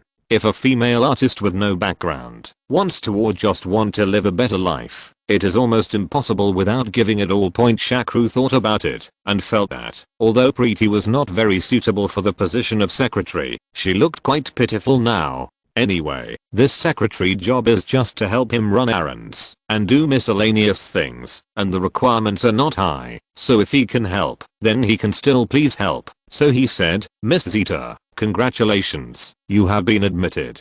Go back and make preparations. You can come over tomorrow to sign the contract and officially start working." After Pretty left with a lot of thanks, Scarlett teased, "Boss, didn't you just say that our company only recruits low caste employees and you can only be a high caste employee? Why do you see beautiful people now? Little girl, have you changed your mind?" Shakru said with some embarrassment. Well, you can't stick to the rules when doing things. And look at how pitiful this little girl just now is. Her father died early, her mother is still ill, and she didn't even save enough to pay for college. So please help if you can." Scarlett smiled and said, "If we talk about poor people, there are poor people all over New Delhi. Not to mention the distance, there are 2 slums next to our office building. The people there don't even have tuition fees for primary school, let alone university." Seeing Shakru's expression getting more and more awkward, he stood up and said with a smile, "Okay, I won't tease you anymore, boss. You are the boss and you have the final say.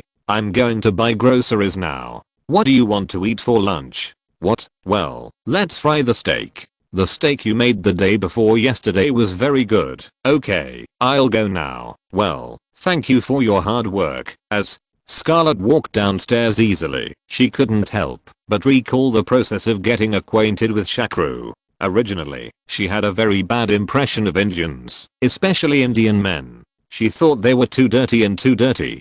lazy, but Shakru changed her view on Indian men. The first time we met was in a Chinese restaurant. Before coming to India, she had been to China for 2 years, so she was very familiar with and liked Chinese food. So when she tasted this extremely unauthentic northeastern dish, she couldn't help but follow. The restaurant owner started to argue, and then he was pulled away by this handsome Indian man. After sitting down and chatting, he realized that they both liked Chinese food, and they gradually became familiar with each other. Later, this big boy named Shakru came to her, claiming to hire her to be his chef and help him appease one of his friends. It was only then that she knew that this big boy, who was less than 20 years old, actually had a net worth of hundreds of millions. One is already a little rich man, and he is also setting up his own companies in Tokyo and New Delhi. This shows that he is very enterprising. The only thing that is a bit confusing is how he knows so many things at such a young age. Just when Scarlett took a shortcut on a remote road near the slums, Gubang, who had been staring at her for a whole morning, breathed a sigh of relief and said to his subordinates, "This stinky woman is finally willing to leave the office building. Come out, Solangi and Nei, you two go to the front to intercept her, and the rest of you will follow me to block her from behind. After encircling her, you will drag her to the shabby room next to her and give her a good meal." The little man named Nei stared at Scarlett maliciously while asking his boss for instructions. "Boss, this foreign woman is so beautiful. How about we take turns enjoying it later?" Go. Bang slapped Nei in the face. "Is your mind full of such things? You know that this is a foreign woman, so how dare you think about such things? This is not the kind of thing in the slums untouchable. If you do it, you can do it. Once a woman like this gets hairy, there will be big trouble, and Mr. Yitzhak specially warned us to be careful when we strike and never hit people too hard. Otherwise, if something goes wrong because of this, he will never protect us, so don't cause any trouble for me. Do you understand?" Nei, who was slapped, could only cover his face and said bitterly, "I know, boss. I will definitely pay attention to my propriety in a while." But although he said this, he was thinking in his heart, even if he doesn't let me do it, then I'll go to the hand addiction head office. I'll have to touch her happily when I stop her later. But what he didn't expect was that what happened next was completely beyond his imagination. Chapter 17 Caloripaet. Just when Noali and Sirangi had just approached Scarlett, and before they could take action, Scarlett shouted sharply, "What are you going to do?" and immediately put on a defensive posture. Upon seeing this, Noali smiled strangely and said, "Hey, it seems like you can still hold on for a while. What, you still want to struggle? You don't even look at how many of us there are." Before he could finish speaking, Gubang interrupted him. "Nei, why are you so long-winded? Why don't you hurry up and take action?" Unfortunately, the first one to take action was not Nei, nor any of his men. Instead, it was Scarlett, who had always been regarded as his prey. Scarlett stepped forward quickly and killed her with a punch and a knife. He knocked the talkative Nei to the ground and then punched and kicked all 4 or 5 people, including Gubang, until their noses were bruised and their faces were swollen. They fell to the ground with their arms and legs folded, groaning. At this time, Scarlett leisurely tidied up the clothes that had become wrinkled due to excessive movements, and then said contemptuously to Gubang and others, "Get out of here, and don't appear in my house again in the future in front of me, otherwise I'll beat you every time you see me." Gubang and others seemed to have received amnesty and hurriedly helped each other to escape, but they never understood how this foreign woman could be so good at fighting. Didn't Mr. Yitzhak say that she was just an international student who came to India to study? In fact, don't say they don't know. Even Shakru doesn't know the specific content of Scarlett's study abroad in India. In fact, she was born in the Wildcat Women's Fight Club in Nottinghamshire, England. This time she came to India, I made a special trip to learn the Indian Caloripaet, which is the Indian martial art. Historically, India has been full of kingdoms and frequent wars. In this environment, a wide variety of martial arts were created. But the martial art with real value that can attract the attention of the whole world is Caloripaet. The Kalari art form is 3000 years old, with folklore dating back to Maharaja Rama, the ancestor of all fighting arts, and believed to be a pioneer of Kerala from the Arabian Sea. The root of the kung fu taught by the monks of Shaolin Temple can be found in Bodhidharma, an Indian monk and a master of calligraphy at a point according to the biography of eminent monks. Bodhidharma was a prince of Xiangxi Kingdom in South India. He once came to Shaoxi Mountain in Dengfeng and faced the wall for 9 years. It can be considered as a yoga practice practiced by calligraphy. The content of the Yi Jinjing he taught must be similar to calligraphy Kung Fu. Some of the methods used in calligraphy training are similar to Chinese martial arts. For example, calligraphy's footwork is very similar to the Chinese martial arts friction step.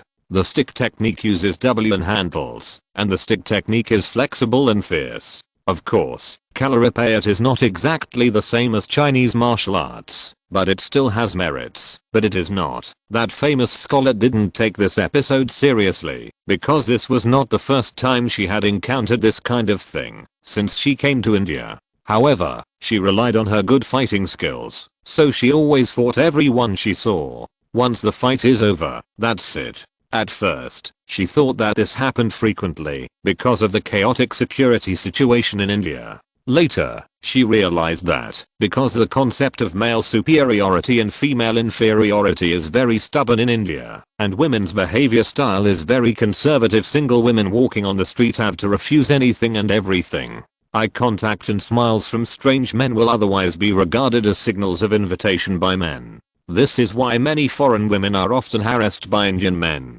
Because everyone thinks it is a polite contact, but in the eyes of Indian men, you are inviting me to open a room by doing this, so naturally you act and speak without any scruples. Even when you refuse or resist, he will I feel very aggrieved and feel that you are teasing him. Scarlett didn't take this matter to heart, but several people in Gubang were scolded by Yitzhak. When Yitzhak saw several people from Gubang come back with bruises and faces to report this encounter to him, he immediately became furious. You think what else can you guys do? 4 or 5 grown men were actually raped. A woman was beaten. What a waste. A bunch of waste. Just. When Yitzhak and his wife were worrying about how to get rid of Scarlett, their daughter's potential love rival, Charles suddenly returned home with a smile on his face, bringing about a result that neither Yitzhak nor his wife expected.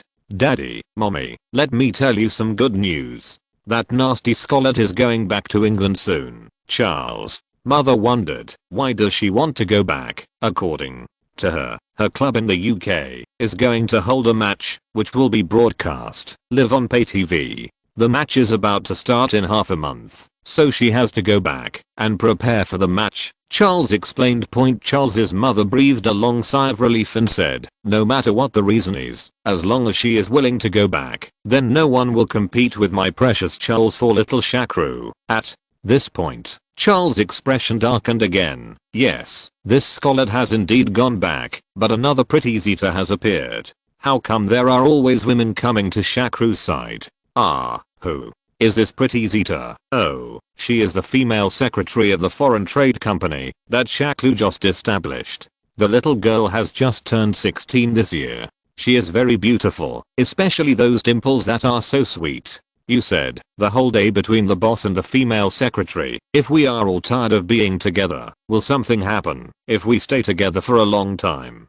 Did Shakru also ask this Zeta to cook for him at home? That's not the case, but it's not okay to be together all day in the company.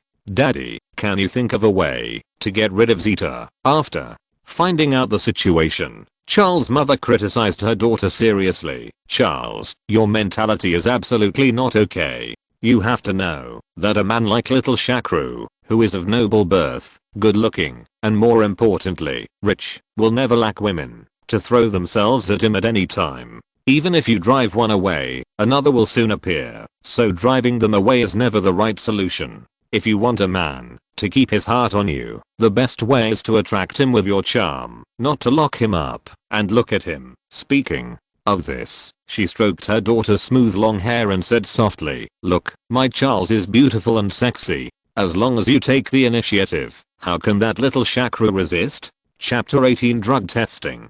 Just when Charles spent 2 days and finally made up his mind to seduce Shakru, Shakru left India again because his own company in India had almost raised money, and Nanako Matsushima called. He said that preparations in Tokyo have been completed and advanced publicity can be carried out. This time Shakru no longer came to Tokyo alone, but brought his assistant, Modi Chamal, a top student from the Indian Institute of Technology, the first prestigious school in India. This young man from Shudra had a feeling for Shakru. Crew provided him with a super high salary and an attitude that did not discriminate against his origin, so he has been working very hard recently. This time, Shakru is the best team in Tokyo, hired at a high price. This is because Shakru is lucky to have Japan's current economic downturn. Most manufacturers dare not carry out large-scale production, and there is no large-scale production. The budget should be invested in publicity and planning, otherwise he would not be able to hire a foreigner like the team led by Matsumoto Genpei himself. Although Matsumoto Genpei received a large deposit from Shakru when they met for the first time, he still said to Shakru very seriously, "Mr. Pandit, to be honest, I personally don't think highly of you at all. The performance of this product in the Japanese market, even with the largest publicity means, is probably difficult to meet your expectations, so please consider it carefully," he said, bowing slightly. Shakru smiled and said, "I know that conventional publicity methods will definitely be difficult to arouse everyone's desire to buy, so I plan to use a less conventional publicity method this time." Matsumoto Genpei asked curiously, "Then, Mr. Pandit, what method do you plan to use? Ask celebrities to do TV commercials?" After hearing Shakru's words, Matsumoto Genpei almost fell over. He originally thought that this young man from India would use some special publicity techniques to open his eyes, but he didn't expect that it turned out to be so cliché. A set of TV commercials. Is this an unconventional promotional technique? He suppressed his anger and said, "Mr. Pandit, do you think TV advertising is an unconventional publicity technique?" Shakru explained with a smile, "TV advertising is indeed an old-fashioned publicity method, but this advertisement of mine may rub the line too hard, so I specially hired Mr. Matsumoto to leverage your energy in the Ministry of Culture. Push for the passage of this ad." Only then did Matsumoto Genpei realize that the reason why this Indian was willing to pay a high price to hire his own team was mainly because of his relationship and connections in the government department. It seems that this Indian young man still has little idea about the situation in the Japanese advertising industry. He knew it very well, and it was very likely that his stuff would be difficult to pass, so he asked, "Can you show me the creative idea of your advertisement?" "Well, it's like this. Although the Indian sacred oil we are launching this time is used by men, it will eventually be used on women. So I plan to find an actress to do this advertisement, and in order to enhance the performance of the product I'm very persuasive, so I plan to find Ms. Fan Xai or Ms. Bae X Tong, who are recognized to be very experienced in this field, to star in it. I have even thought about the advertising slogan, so I can just call it Him or Me." As soon as Shakru said this, not to mention Matsumoto Genpei and the others, even Matsushima Nanako and Modi beside him were shocked and speechless, because Shakru's idea was too bold. It's too exaggerated. He asked actresses from R-rated movies to advertise a product like Indian oil that increases men's ejaculation time. Although he didn't say the specific content, everyone can think of a lot of inappropriate products with just a little thought. The picture comes. Matsumoto Yuanping calmed down for a long time before reluctantly saying, "Mr. Pandit, I have to admit that your creativity is really bold and thoughtful. If it can be passed, the advertising effect will definitely be very good, but the problem is this kind of advertisement will definitely not be approved. Don't ask me about this. Even if you ask the head of the Ministry of Culture, it will be useless, because once it is shown, he will be criticized to death."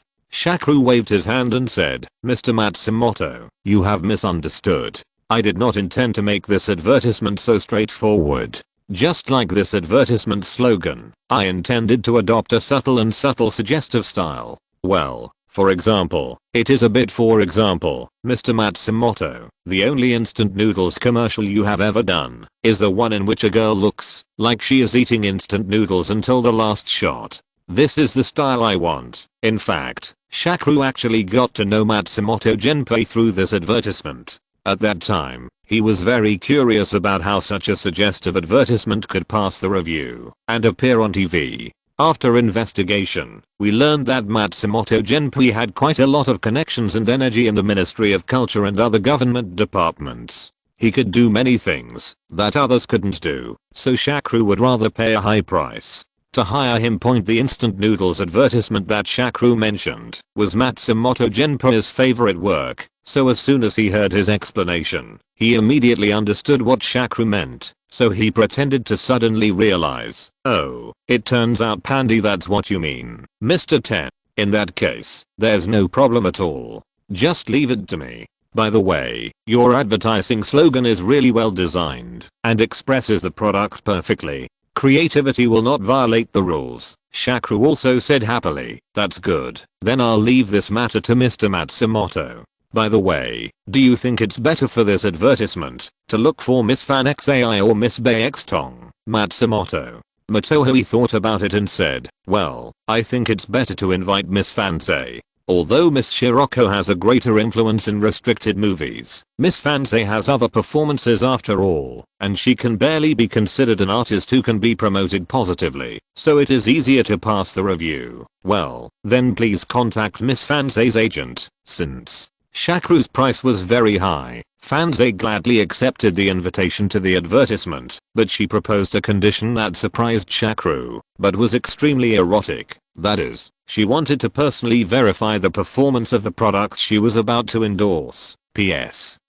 Sorry, I made a mistake about this. It turned out that this advertisement was shot by Koreans, but let's just say it was shot by Japanese here. Anyway, it's normal for Japanese to make this thing. By the way, if you are interested, you can do Korean perverted instant noodles advertisement. This 39-second advertisement is quite tempting. Chapter 19 Respect. Surprise at the end of the chapter. Seeing Shakru's expression of disbelief but embarrassment, Matsumoto Genpei suppressed his almost uncontrollable smile and joked, "Mr. Pandit, Miss Iijima said, out of the profession of an artist moral, she must be responsible for the products she endorses, so as not to affect her image due to some products that are not true. So she must personally verify that the effects of your Ganges brand Indian oil are worthy of the name before she can sign a contract with you." Ms. Iijima also said that she very much agrees with your statement that, although this product is used by men, it will eventually be used on women.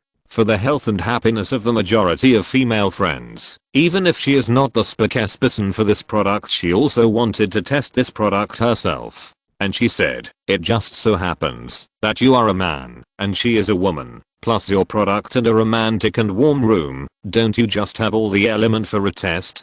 Speaking of this, Matsumoto Genpei couldn't help but laugh. In fact, when he first heard Fandy's request, his expression was similar to that of Shakru in front of him. But now that he sees Shakru like this, he feels I was frightened by this kid's idea of using a limited rated actress to advertise a time-lapse product. I finally got my revenge. But at this time, I still felt a little bit more envious of this silly boy. After all, it was Fandy's love. It is the object of almost all Japanese men's erotic dreams. After a long time, Shakru finally reacted and said awkwardly, this, how about you discuss it with Miss Fanday again, and see if you can cancel this supplementary request. Matsumoto Genpei pretended to be serious and shook his head. It's impossible. Ms. Iijima didn't make any requirements in terms of salary, shooting schedule, or advertising content.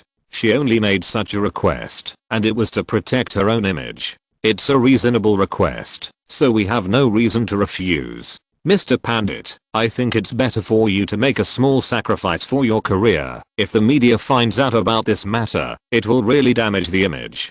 Shakru reluctantly found another reason. Don't worry, only no more than 5 people from both of us know about this matter. It will never be leaked to anyone. The location was also carefully selected by Ms. Iijima, so you don't have to worry about safety. Matsumoto Genpei patted his chest set point, seeing that Shakru was still hesitant. Matsumoto Genpei suddenly asked in a cold voice, "What's wrong, Mr. Pandit? Are you not discriminating against Miss Iijima's profession?" Shakru quickly waved his hand and said, no, no, in my mind Mr. Iijima's work is very noble. I don't know how it is in Japan, but in other countries, especially India and China, Mr. Iijima's work is very noble. A large number of teachers have a very high status in the minds of young boys, and are respected as enlightenment mentors. At this point, Shakru gritted his teeth and said, how about this? I'll go to dinner today as usual, and then I'll discuss the specific situation with Misty AI in person. Is that okay, Matsumoto? Genpei smiled narrowly and said, of course that's okay, but I guess you won't be willing to change your mind by then, although. Shakru also carefully studied Japanese R-rated movies in his previous life, because Fande debuted very early and few classic films have survived. His impression of her is not as deep as that of rising stars such as Anarura and Anarura. Shakru is very familiar with her name point, but when Shakru saw Fande with his own eyes, he was still slightly surprised. At just 18 years old, she not only has the innocence and beauty of a girl, but also adds a touch of maturity and charm, because of her complex experience and special career. Even though she is only wearing a common style evening dress, she still gives people a sense of elegance. I can't resist the temptation point. While Shakru looked at Fande AI was also looking at him. In fact, the so-called supplementary request was just something she said casually, because she thought it was fun. Because she was also shocked by this crazy and bold idea, especially the advertising slogan and the sentence used by men, but ultimately applied to women. These two sentences made her feel that this Indian boss should be a man who knows how to love women and care about women's feelings. Due to her tragic early experience and special working environment, she had seen too many men who only cared about their own pleasure, but did not care about women's feelings. So she had an impulse towards this man, so she made this almost ridiculous request point. But what she never expected was that this man was so young. He looked about the same as herself, maybe 2 or 3 years older at most. He was also different from the Indian men she had seen on TV and in real life. With a tall and straight figure, broad shoulders, fair skin and a bohemian smile on the corner of her mouth. For a moment, she really wanted to personally verify with him tonight whether this product was so magical. In the end, Shakru was the first to break the silence. Hello, Miss Iijima, I'm sorry, I seem to be late, fan. DAI shook his head gracefully and said, no, you are very punctual, Mr. Pandit, I was here first. No matter what, it is an ungentlemanly behavior for a man to make a beautiful lady wait. Shakru apologized with a smile. Fande AI responded politely, Mr. Pandit, you are really too polite. In fact, I should be the one who took the liberty tonight, and I don't know if this French restaurant is in line with your taste. Garnier also has a branch in New Delhi. I like his foie gras pearls very much. Shakru is telling the truth. After finishing the aperitif, Fande AI suddenly asked, Mr. Pandit, do you know why I agreed to your advertising endorsement? I really don't know about this, but no matter what the reason is, this is my honor. Shakru replied naturally. Fande AI looked at Shakru and said seriously, because of your concern for women's feelings and your respect for women. P.S. There is an internal chapter this night. There really is an internal chapter. This time it's different from 1946. I finished the internal chapter first and then wrote this chapter, so if you want to read the internal chapter and get to know the protagonist and Fande loves this night of drug testing process, please join the new group Rebirth of India, superior to others. 462,890,145. 462,890,145. But this group only accepts friends with reward records, but there is no limit on the number of rewards, so when you apply to join the group, please indicate your starting point. Tell me your nickname. Chapter 20 Yoga. Shakru and Fanex had a one-night fling. No, it was after a night of testing the medicine. When leaving the next morning, Shakru held Fanex AI and said softly, Zio AI, there is one thing I regret. Fan. XAI asked sensitively, why do you regret coming to test the medicine with me last night? Shakru shook his head and said, how can I regret this? What I regret is that the endorsement fee offered to you is too low. I want to increase your endorsement fee by $50,000 on top of the original $50,000. FanXAI teased. What's wrong? Is this a bonus? Because you were very satisfied with me last night. Shakru kissed FanX hard and complained. ZioAI, you are too sensitive.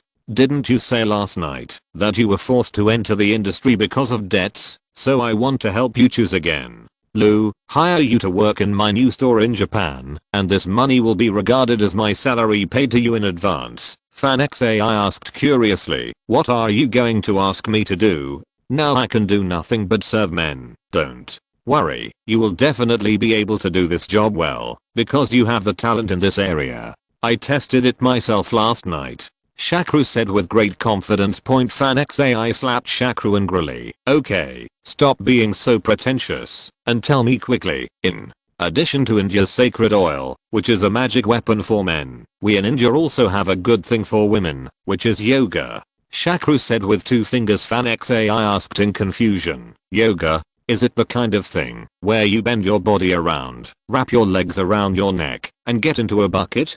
But what's the use of that for women? Shakru explained. Our yoga in India is a fitness exercise with a long history. It improves people's physical, mental, emotional and spiritual abilities by using some ancient and easy to master methods. First of all, it can eliminate fatigue, calm the mind, keep people in a comfortable and peaceful state, fully enjoy life, and maintain a balanced posture. Masters believe that many diseases of the human body, such as cervical spondylosis, lumbar spondylosis, etc., are caused by incorrect posture and imbalance. Through practice, every small joint, spine, muscle, ligament, and blood vessel can be placed in a good state, purify blood, regulate body weight, effectively eliminate fat, maintain dietary balance, stimulate the endocrine system, and maintain endocrine balance. As for the yoga studio I want to open for body shaping and weight loss, its principle is that through some movements, relaxed glands can be stimulated to increase the release of hormones. Because the thyroid gland is directly related to the body's metabolism, it can affect weight. The rate of fat metabolism will also be accelerated by practicing yoga, so fat will be converted into muscle and energy. Moreover, the deep breathing exercises of yoga can increase the oxygen absorption of cells in the body, including fat cells, increasing oxidation and burning more fat cells. In fact, this idea came to Shakru last night when he was enjoying FanXAI's soft body. He felt that with FanXAI's figure and charisma, once a yoga studio is opened, there should be many customers, and now let alone Japan, there seems to be no dedicated bodybuilding and fitness yoga studio in the world. Most people, including Indians themselves, regard yoga as a kind of stunt or even acrobatics, so this shop should be good. Recently, countless Japanese men have been shocked by two explosive news. In fact, these two news can be merged together, because these two news are related to the most popular R-rated movie queen FanXAI in Japan. The first one, the news is that she filmed a very classic advertisement for a time-lapse product Indian oil from India. In the advertisement, the FanX loved to say he is good to me, and I'm loved by him. After conquering, almost all men were seduced. What is even more exaggerated is the second piece of news. As soon as the commercial aired, FanXAI made a public statement that she would withdraw from the R-rated film industry because really, as the commercial said, she had been attracted by this man with magical powers. The man with the Indian god oil was conquered. From then on, she only belonged to him, and she didn't want to let the second man touch her again. The sensational effect generated by these two pieces of news together is almost equivalent to a major earthquake. Everyone wants to see whether this Indian god oil that is said to be able to conquer the queen of the restricted level is so magical. Suddenly, the Ganges Tokyo sales office became overcrowded, and the 3,000 bottles of sacred oil sent by Shakru in advance were immediately sold out. For this reason, Shakru urgently requested New Delhi to ship the goods immediately and placed an additional order for Ashfa. This barely resolved the rush buying crisis. These two pieces of explosive news naturally came from the hand of marketing expert Matsumoto Genpei. After he learned that FanXAI planned to withdraw from the R-rated film industry, he immediately sought her opinion to see if he could connect the two things.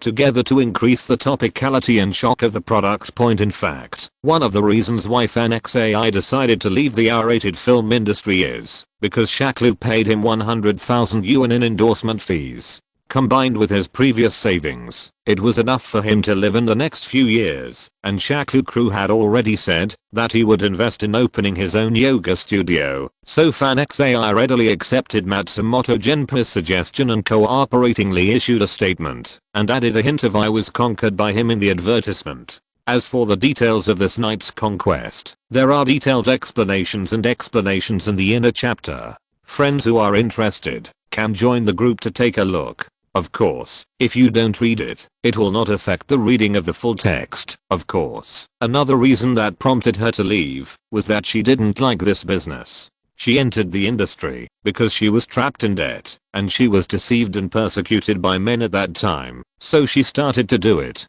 Now she has a small amount of savings, and Shakru gave her a generous settlement allowance, so she naturally doesn't want to do this business anymore. Anyway, with her current fame, she can still participate in some variety shows. If she survives slowly, there may be opportunities and possibilities for transformation. PS. Some friends think that the first woman the protagonist promotes is a fan, so they minded a little, but in order to write an Ethan, you must have an experienced opponent, and I think it's interesting to promote a few Japanese teachers. After all, this is just promoting, not collecting. PS2. Since next week is a strong division, in order to save manuscripts, there is still only one update today. From Sunday on, try to update twice a day. Chapter 21 Aeon Bank. Tokyo is still very cold in winter, especially after a heavy snowfall last night. The weather has become even colder.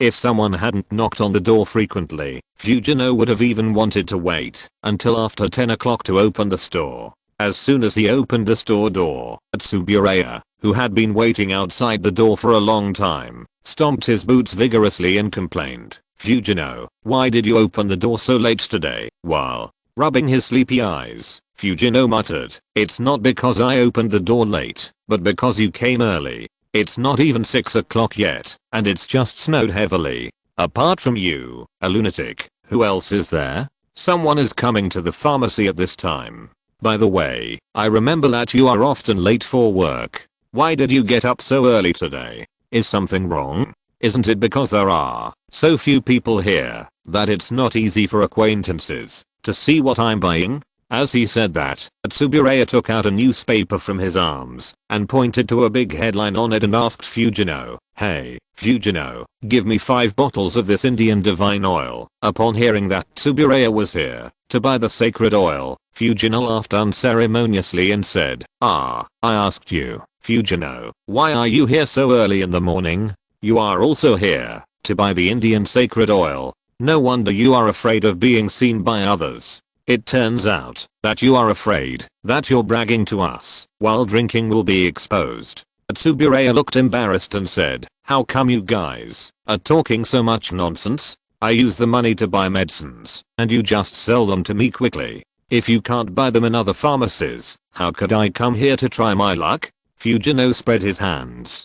"Don't try your luck everywhere. Let me tell you, let alone my place, you can't buy a bottle of Indian sacred oil in Tokyo, because the Indian boss only brought 300 bottles of sacred oil. It was sold out as early as yesterday morning, and the next batch of goods will not arrive until 2 days at the earliest." No way, it's selling out so fast. Then let's do this. Leave me 10 bottles of the batch in 2 days, and I'll come and get it when there are few people. Tsuburaya was a little depressed, said. Fujino waved his hand and said, "Don't even think about this. The next batch of goods will be wrapped up by several large pharmacies. It will not be the turn of small pharmacies like me to pick up the goods." Tsuburaya asked with some confusion, "What does this Indian think? Since this sacred oil is so popular in the market, why not send more goods? Is he afraid that he will bite his hand if he has too much money?" Fujino explained, "Do you think someone would ignore such a good money-making opportunity and not take advantage of it?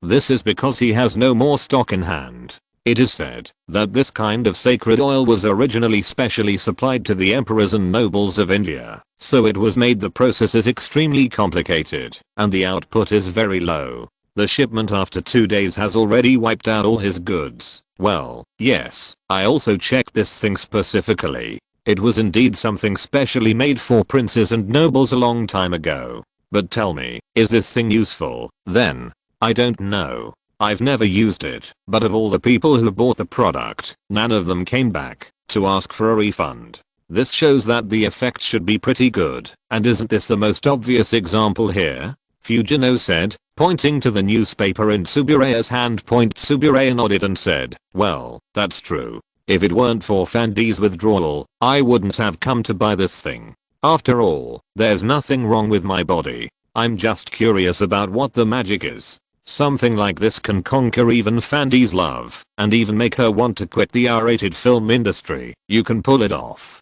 If you can't do it, you can't do it.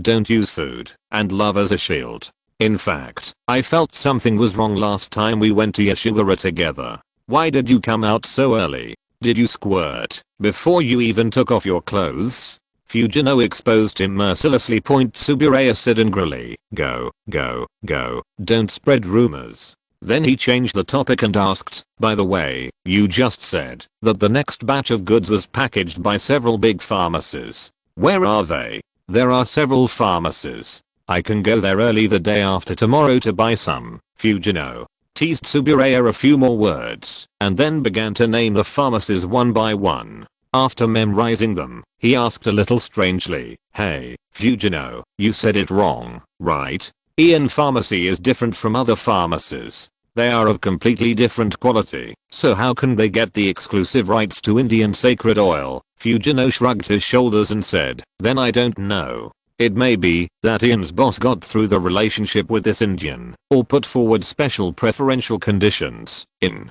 fact, Fujino's guess was wrong. Ian Pharmacy did not give Shakru any preferential conditions. Instead, Shakru took the initiative to propose this cooperation. The cause of the matter is this. Due to the hot sales of Indian sacred oil, many drug dealers could not grab a sufficient share of the second batch, so they thought of opening up relationships with Shakru. So he suddenly accepted many invitations at first. Shakru didn't want to give special care to anyone, but when he saw the name AON Pharmaceuticals of Ian Co. Limited on an invitation, he suddenly remembered one thing. That is, when I was investigating the situation in the Soviet Union recently, I discovered that Ian Bank, a subsidiary of Ian Co. Limited, seemed to be involved in the attack on the rubble. Shakru was able to discover this, not because of his huge intelligence network, but because of his understanding of the man behind the devaluation of the Soviet ruble in his previous life. At that time, many things had been made public, but at this time, they are still lit as a secret, that foreign banks are also behind the ruble's crazy depreciation. In 1990, the Soviet Union was undergoing a great transformation.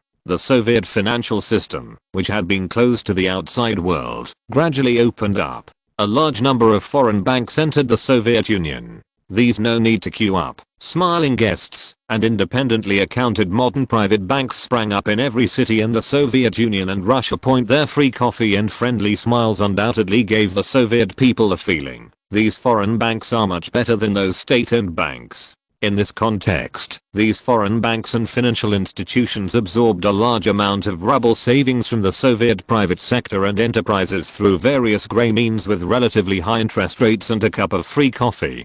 People's deposits moved from Soviet banks to foreign banks. In addition, foreign banks also used various grey means to obtain ruble funds from the Soviet Russian Central Bank, state-owned banks and state-owned financial institutions, loans for various engineering projects, etc. Similar to China's current fake real estate mortgage loans, the Moscow branch of AON Bank is one of these banks. This is easy to investigate.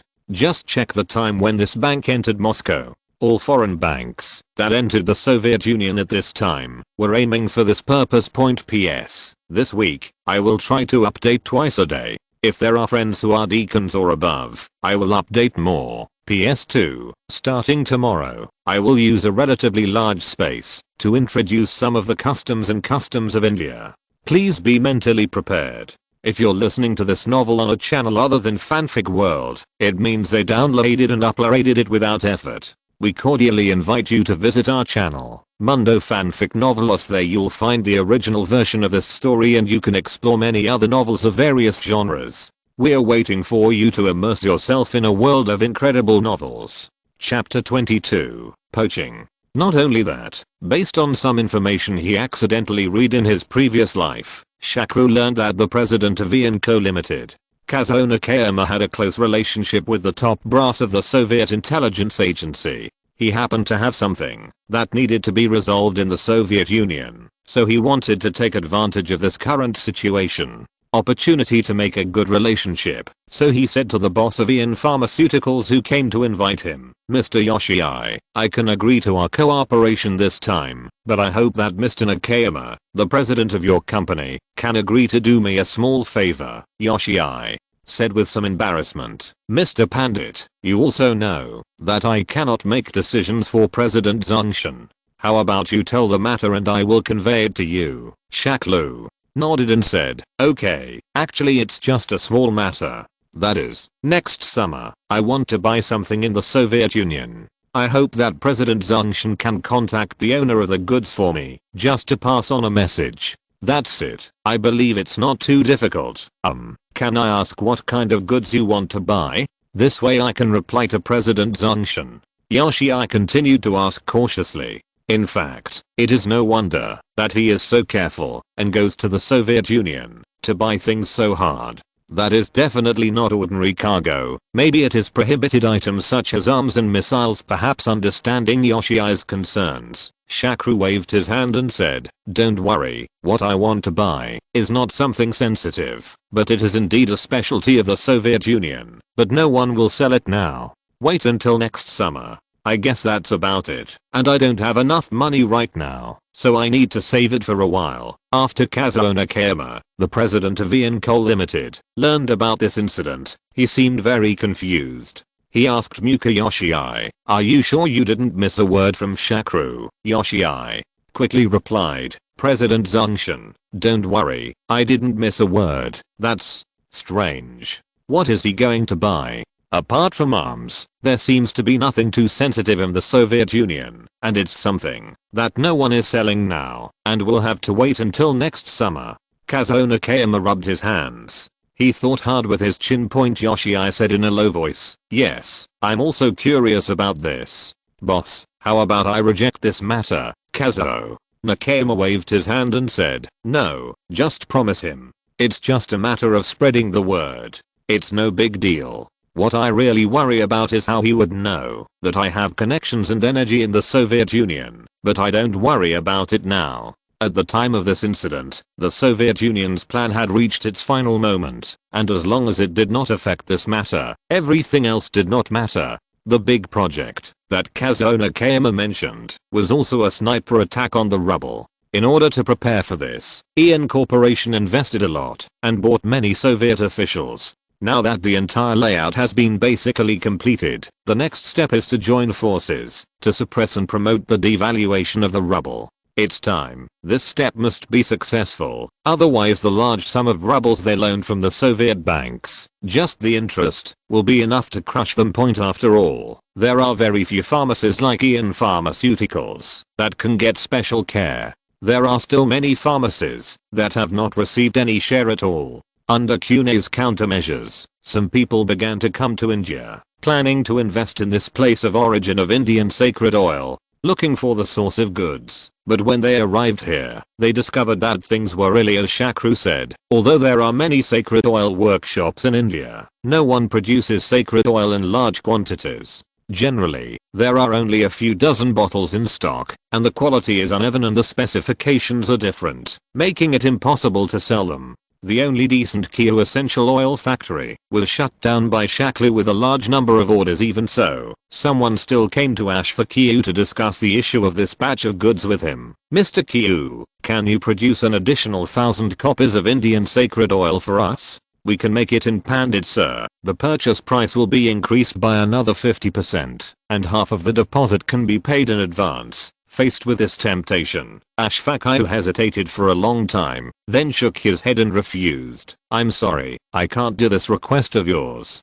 Because Mr. Pandit's order has squeezed out our production capacity. Now my workers are working overtime every day. The other party still refused to give up and persuaded. Then can you recruit another group of workers so that the production capacity will be increased? Ashfaku explained. The process of making essential oils is very complicated. All workers need to undergo more than 3 years of training before they can become experts, so it is difficult for me to recruit workers. Moreover, the existing raw materials are simply unable to support new orders. It is too late to temporarily concoct materials. Just think of another way. Are you willing to let Mr. Pandit take the essential oils you produce and earn profits 3 to 5 times more than your remuneration just by traveling abroad? Why don't you get rid of him?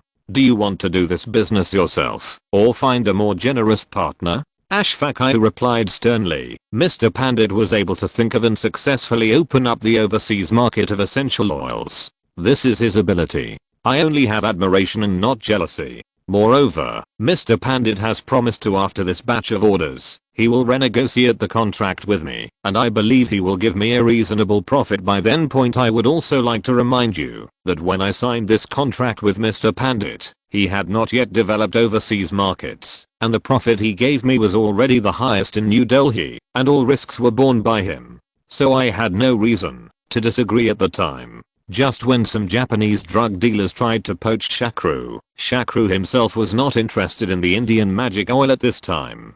Instead, he temporarily threw the Ganges foreign trade business to Modi and Nanako and devoted himself to the rubble CFT. Fortunately, the development of the situation did not violate the original historical process. Under pressure from all sides, the ruble began to depreciate wildly. From $1 to 0.6 rubles on November 1st, 1990, it had become $1 to 1.8 rubles, a full depreciation of 300%. The ruble CFD that Shakru had previously invested $3 million to buy was now worth $900 million. Although it was not possible to sell all these contracts at once, Shakru was not in a hurry because the ruble would fall more and more in the future, and he would not worry about not being able to sell his contracts. PS. Return to India in the next chapter. In addition, friends who need extras, please set your own name and identity, leave a message in the book friend group or comment area, and I will add it in when appropriate. Chapter 23 Varanasi. After finishing the big event of sniping the rubble, Shakru was finally able to relax completely because the current wealth was enough to meet his entrepreneurial and living needs. It was enough to keep half of the profit this time for speculation in the future financial crisis. The rest was still honestly doing business. After all, doing business was more fulfilling. But before that, Shakru decided that he should take a good rest for a while and walk around, because since he crossed into this body, he was busy every day on how to use known opportunities to speculate and make money. Every day, his spirit was tense. He had been in India for more than a year, not to mention other places. Even Delhi next to New Delhi had not been to, so he planned to take advantage of this free time to go out and walk around. Otherwise he would be busy again in April. Shakru's first stop was Varanasi, also known as Banaras.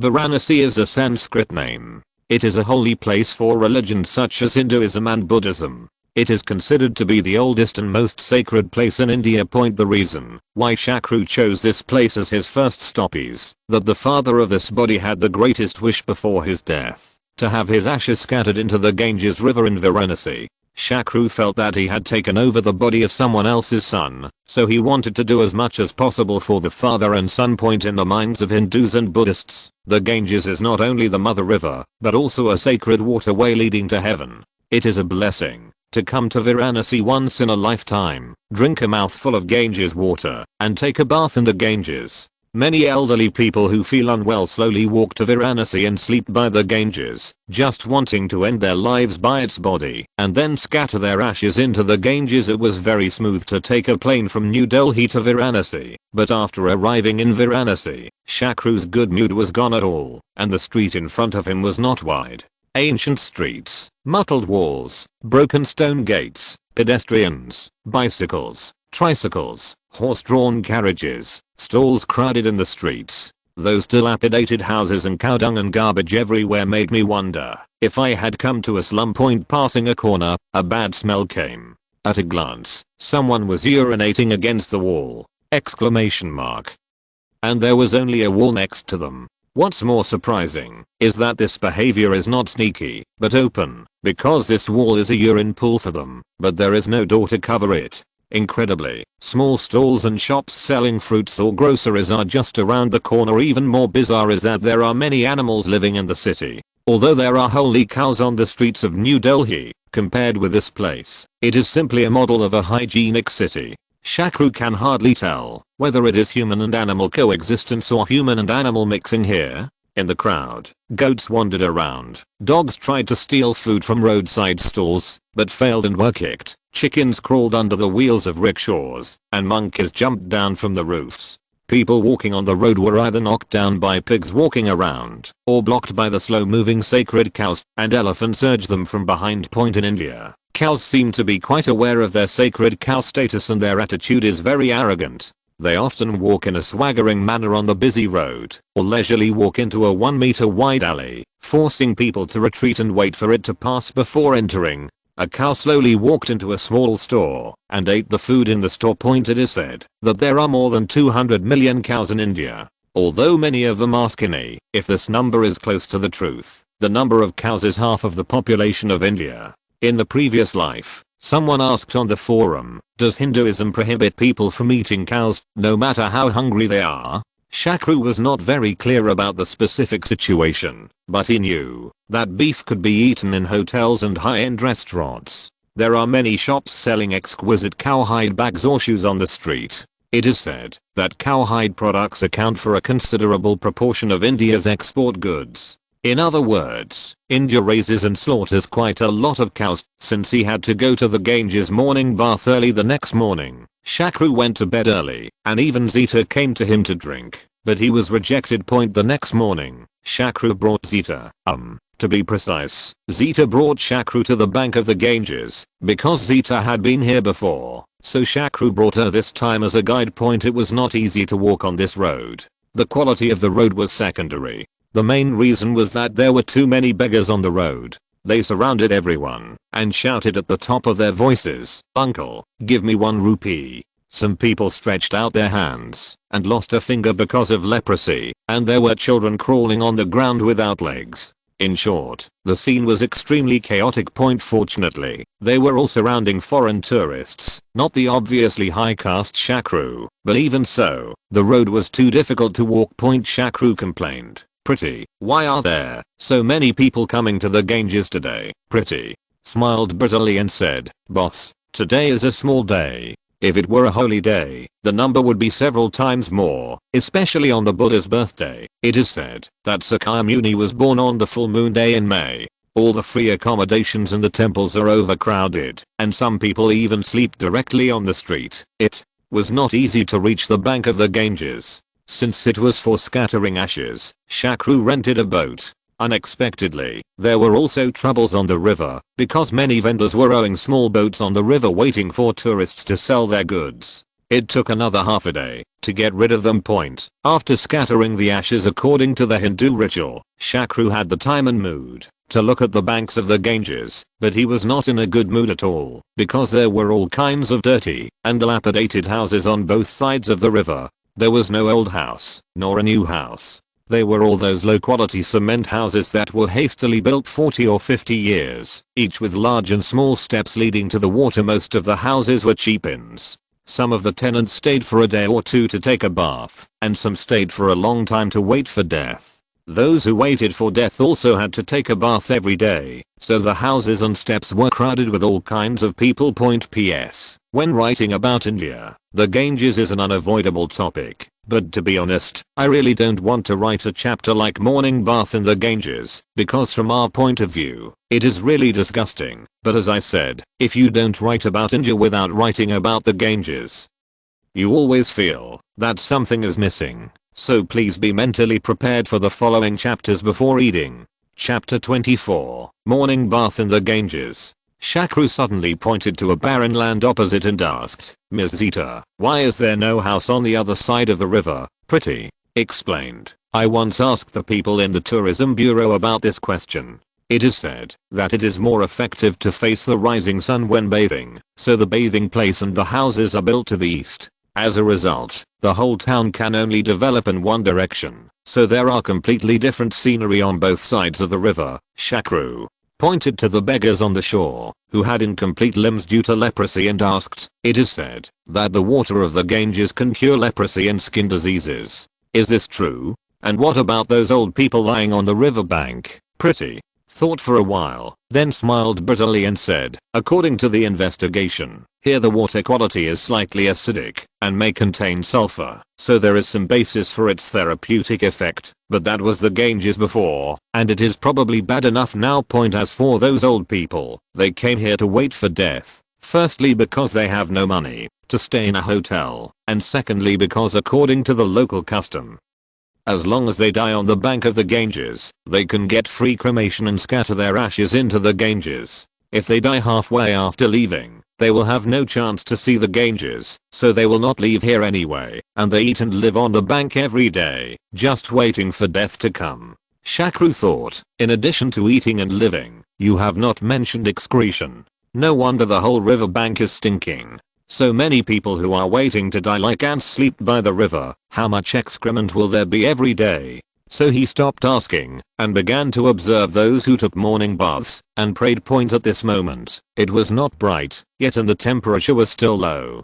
Countless black people were all soaking in the river water. It can be seen that some people were shivering because of the cold. Men were shirtless, wearing only shorts. They were of all ages, mostly elderly, extremely fat or extremely thin, with few in between. Women were all wearing saris, but only the middle-aged and elderly dived into the water, their grey hair tangled with their gauze clothes and scarves, drank a few sips and then emerged. No one smiled, and no one was seen talking. Everyone was silently soaking and drinking water. Some people dipped their bodies into the Ganges, respectfully scooped up the river water, and then poured the water over their heads. Some people submerged their entire bodies except their heads. Some people would rinse their mouths and clean their ears with river water, but everyone would pray devoutly facing the rising sun. There were also a few middle-aged men and women brushing their teeth on the steps. No one used a toothbrush, half used their fingers, and half used branches. After brushing, they swallowed the water, and then scooped up a few handfuls to drink, which was exactly the opposite of the direction in which people in other countries spit water when brushing their teeth. At this time, a policeman came and poked an old man lying on the riverbank. He was obviously dead, having died on the bank of the Ganges last night or this morning. No one paid attention to this scene, as everyone had long been accustomed to it. The dead will be dragged to a nearby place and burned in the government crematorium. But ordinary people will never enter this crematorium. As long as they have some money, they will definitely go to the cremation pit by the river. This cremation pit is close to the river surface and has become part of the riverbed. Boats of firewood are moored by the water, and corpses wrapped in colorful cloth are lined up on the side of the boat. The burning has never stopped, and the stench is pungent. The workers pour spoonfuls of grease with spices on it, which makes the smell even more suffocating. All of this is not only visible to everyone, but has also become the most important landscape on the bank of the Ganges. There is a large area of shabby houses around the several cremation pits, all of which have been blackened by the smoke from years of continuous fire. About 10 meters away from the fire and smoke, half a dead cow is floating, with its cavity outside, and wild dogs are gnawing at it. A few steps further, a row of men were brushing their teeth and swallowing water, mouthful after mouthful. Seeing this, Shakru couldn't help it anymore, and he leaned on the edge of the boat and vomited non-stop, as if he wanted to churn out everything in his stomach. Zeta patted his back and said gently, "Boss, it's okay. I was like this when I first came here. In fact, I got used to it after coming here many times." Although Shakru didn't say anything, he felt extremely sad in his heart. He once thought that, since he had traveled to this body, he would try his best to integrate into the life here, but until this moment, he was sure that he would never be able to regard himself as an Indian. This was not contempt for a nation, but he didn't want to hide his attitude towards the landscape in front of him, because the sadness here concerned all mankind.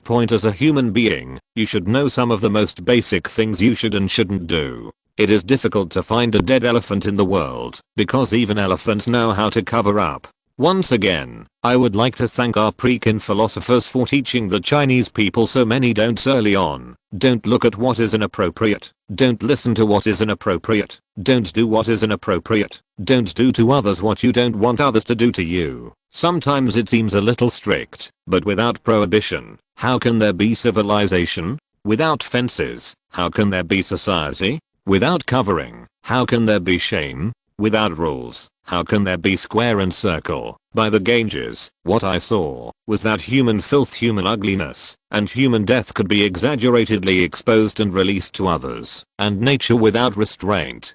Due to India's population explosion, this behavior is becoming an unprecedented gathering, and huge crowds are rushing to the river day and night. They say they want to rely on the Ganges from beginning to end, but in fact they are wasting the Ganges without leaving any room for their lives. Shakru could not help but think angrily that in the early years, when the Ganges was clean and could still reflect people's faces, people would at least know a little shame. Now, in the eyes of the Ganges, what are these people who pollute the river every morning in rags, crowd the river for a long time waiting to die, and throw the remnants of their lives into the river, to float and show off after death? Some people may explain how clean a nation washed by the river every day is, how poetic the picture of men and women bathing together in the morning mist is, and how much an ancient civilized custom needs to be respected.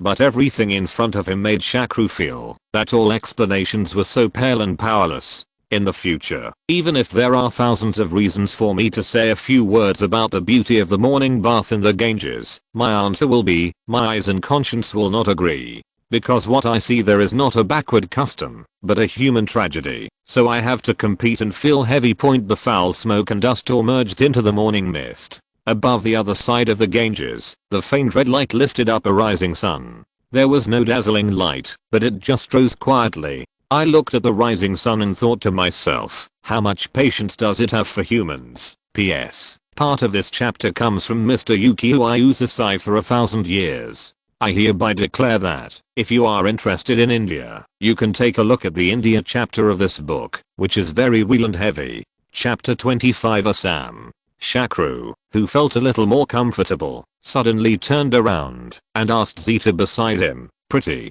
don't you really think this place is dirty and disgusting now?" Zita thought for a long time and then said, "From a common sense point of view, it is difficult to say that the Ganges River is hygienic, but this does not affect the status of the Ganges River in the minds of Hindus. On the contrary, it strengthens their beliefs. Looking at the burning nearby the green smoke of the corpse, and the thought that they would turn into such an invisible thing, would inevitably leave them with a sigh of disillusionment with life. This made them become more pious. They hoped to wash away the sins of the past life and let their souls enter life safely of reincarnation. Moreover, Hindus believe that the Ganges River can clean itself, and believe that the Ganges River water is the only one in the world that does not breed infectious bacteria, so they drink the Ganges River water here with confidence, and take the water home in containers, so that they can spray it on themselves on some grand occasions. On the body, because all the attention is focused on the afterlife, so that the surroundings of this life are ignored. The Ganges seems to me rather like a sacred, but not so gorgeous shabby cassock. Zita's words were quite reasonable, but Shakru still couldn't understand or accept it. Because of this blow, he lost interest in Sarnath, the place where Buddha had his enlightenment, so he left Wire in a hurry. When he returned to New Delhi, he happened to catch up with Ashfaq, who came to him to discuss the next batch of orders. After hearing his experience, he laughed and said, "Little Shakru, you are still too young. Okay, it's normal that you can't accept this. How about this? A friend of mine is in Assam. The scenery there is very nice and the people are simple. How about I introduce you to go there for a few days to relax your mood?" Originally, Shakru wanted to refuse Ashfaq's invitation, but when he heard about Assam, he immediately thought of the famous Assam black tea and Assam milk tea and wanted to go there. It should be good, and you can also experience the real rural life in India. Assam is the northeasternmost state in India. In the past 2 years, it has been clamoring to break away from India and join China. Shakru's trip was to a small local tea producing village. Mr. Sanai Vyas, who was in charge of receiving him, was the largest landowner in the area, and was also an important customer and raw material supplier of Ashfaq. So the two had a very good personal relationship. So he readily accepted Ashfaq's commission, and promised to do his best to take good care of Shakru Point. Since there was no airport in the area, Shakru was forced to take a train for a while. Shakru always thought that New Delhi's railway station was already the best in the world, but when he got here, he found that New Delhi's railway station was actually pretty good. The scene in the station hall here is so chaotic. The flow of people and large luggage are enough to make the small ticket hall noisy and overcrowded. However, there are actually many old people in groups sleeping or sitting on the ground. Their faces are dusty and their eyes are dull, allowing others to follow them. Their bodies rubbed against each other, as if they were a pile of dispensable garbage. Fortunately, Shakru has Brahmin status, and can buy tickets for first-class carriages. Although this class of carriages is not luxurious enough, it is at least clean and pure, because this kind of ticket cannot be bought by you, if you have money. Only Brahmins and Kshatriyas can buy it. Only high castes and foreigners like this can buy it, but low castes cannot buy it, even if they are rich. The same is true for airplanes. Low castes cannot fly first class. Of course, foreigners have to pay several times more to buy tickets if India's trains and railway stations are world famous. Not only are the trains full of people, but there are also many people sitting on the roof of the train, and there are even many people hanging outside the car. I believe many friends have seen this scene in pictures, or I have seen it in reports, and because of this, India has been nicknamed the cheating nation. But this is because the Indian trains drive very slowly. If the trains in China were going at the speed of the Chinese trains, they would have thrown off these asses long ago. Another strange thing is that trains in India, especially those in Mumbai, do not have doors, and there are no fences on the platforms. So you can often see people jumping off the train before it has stopped, or the train has started and is still on the platform. Scenes of running and chasing. Whenever someone is chasing a train, people hanging on the doors of the train will stretch out their hands, hoping to give them a hand. Not only men do this, but many women do it too. In particular, there are people who cross the railway before and after the train enters or leaves the station, and then jumps on the opposite train in time. Because of this dangerous maneuver, 6,000 people die on the railways in the Mumbai area every year. Many people have raised questions about trains in India. Why can't we have doors on the trains? And why can't we have fences on the platforms to prevent passengers from crossing the tracks? People in India will tell you that trains are deliberately left without doors to ensure they run on time and efficiently. If Mumbai trains were equipped with anti-trap doors like the subways in many western cities, the train might not be able to leave the platform for half an hour in extremely crowded conditions. The current dangerous scene of people jumping up and down is already the optimal design summarized by countless Indians over many years of practice. The people who came to the station to welcome Shakru were not only Mr. Sanai Vyas, who had made an appointment in advance, but also his younger brother Gutta Vyas. Sanai was the largest landlord and tea plantation owner in Shore village, and Gutta was the director of the largest private hospital here. Since he had to stay at Sanai's house for some time, Shakru brought a lot of gifts, but he didn't expect that the most popular ones were a few packs of Japanese soft 7-star cigarettes and Hangzhou silk.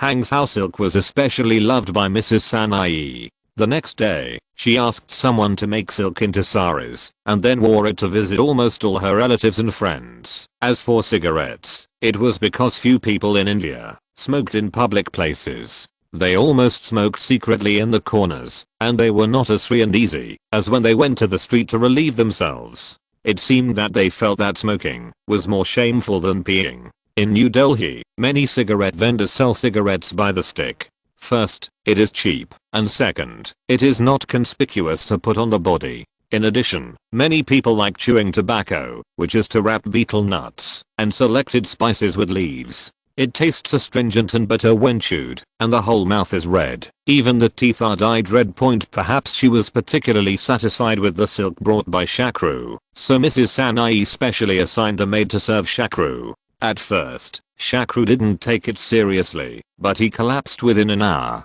End of this chapter. Thank you very much for reaching the end. Don't forget to like. Looking for more exclusive content and immediate access? Subscribe to our Patreon. Remember, every like, subscription, or donation encourages us to continue. Thanks to everyone. See you in the next video.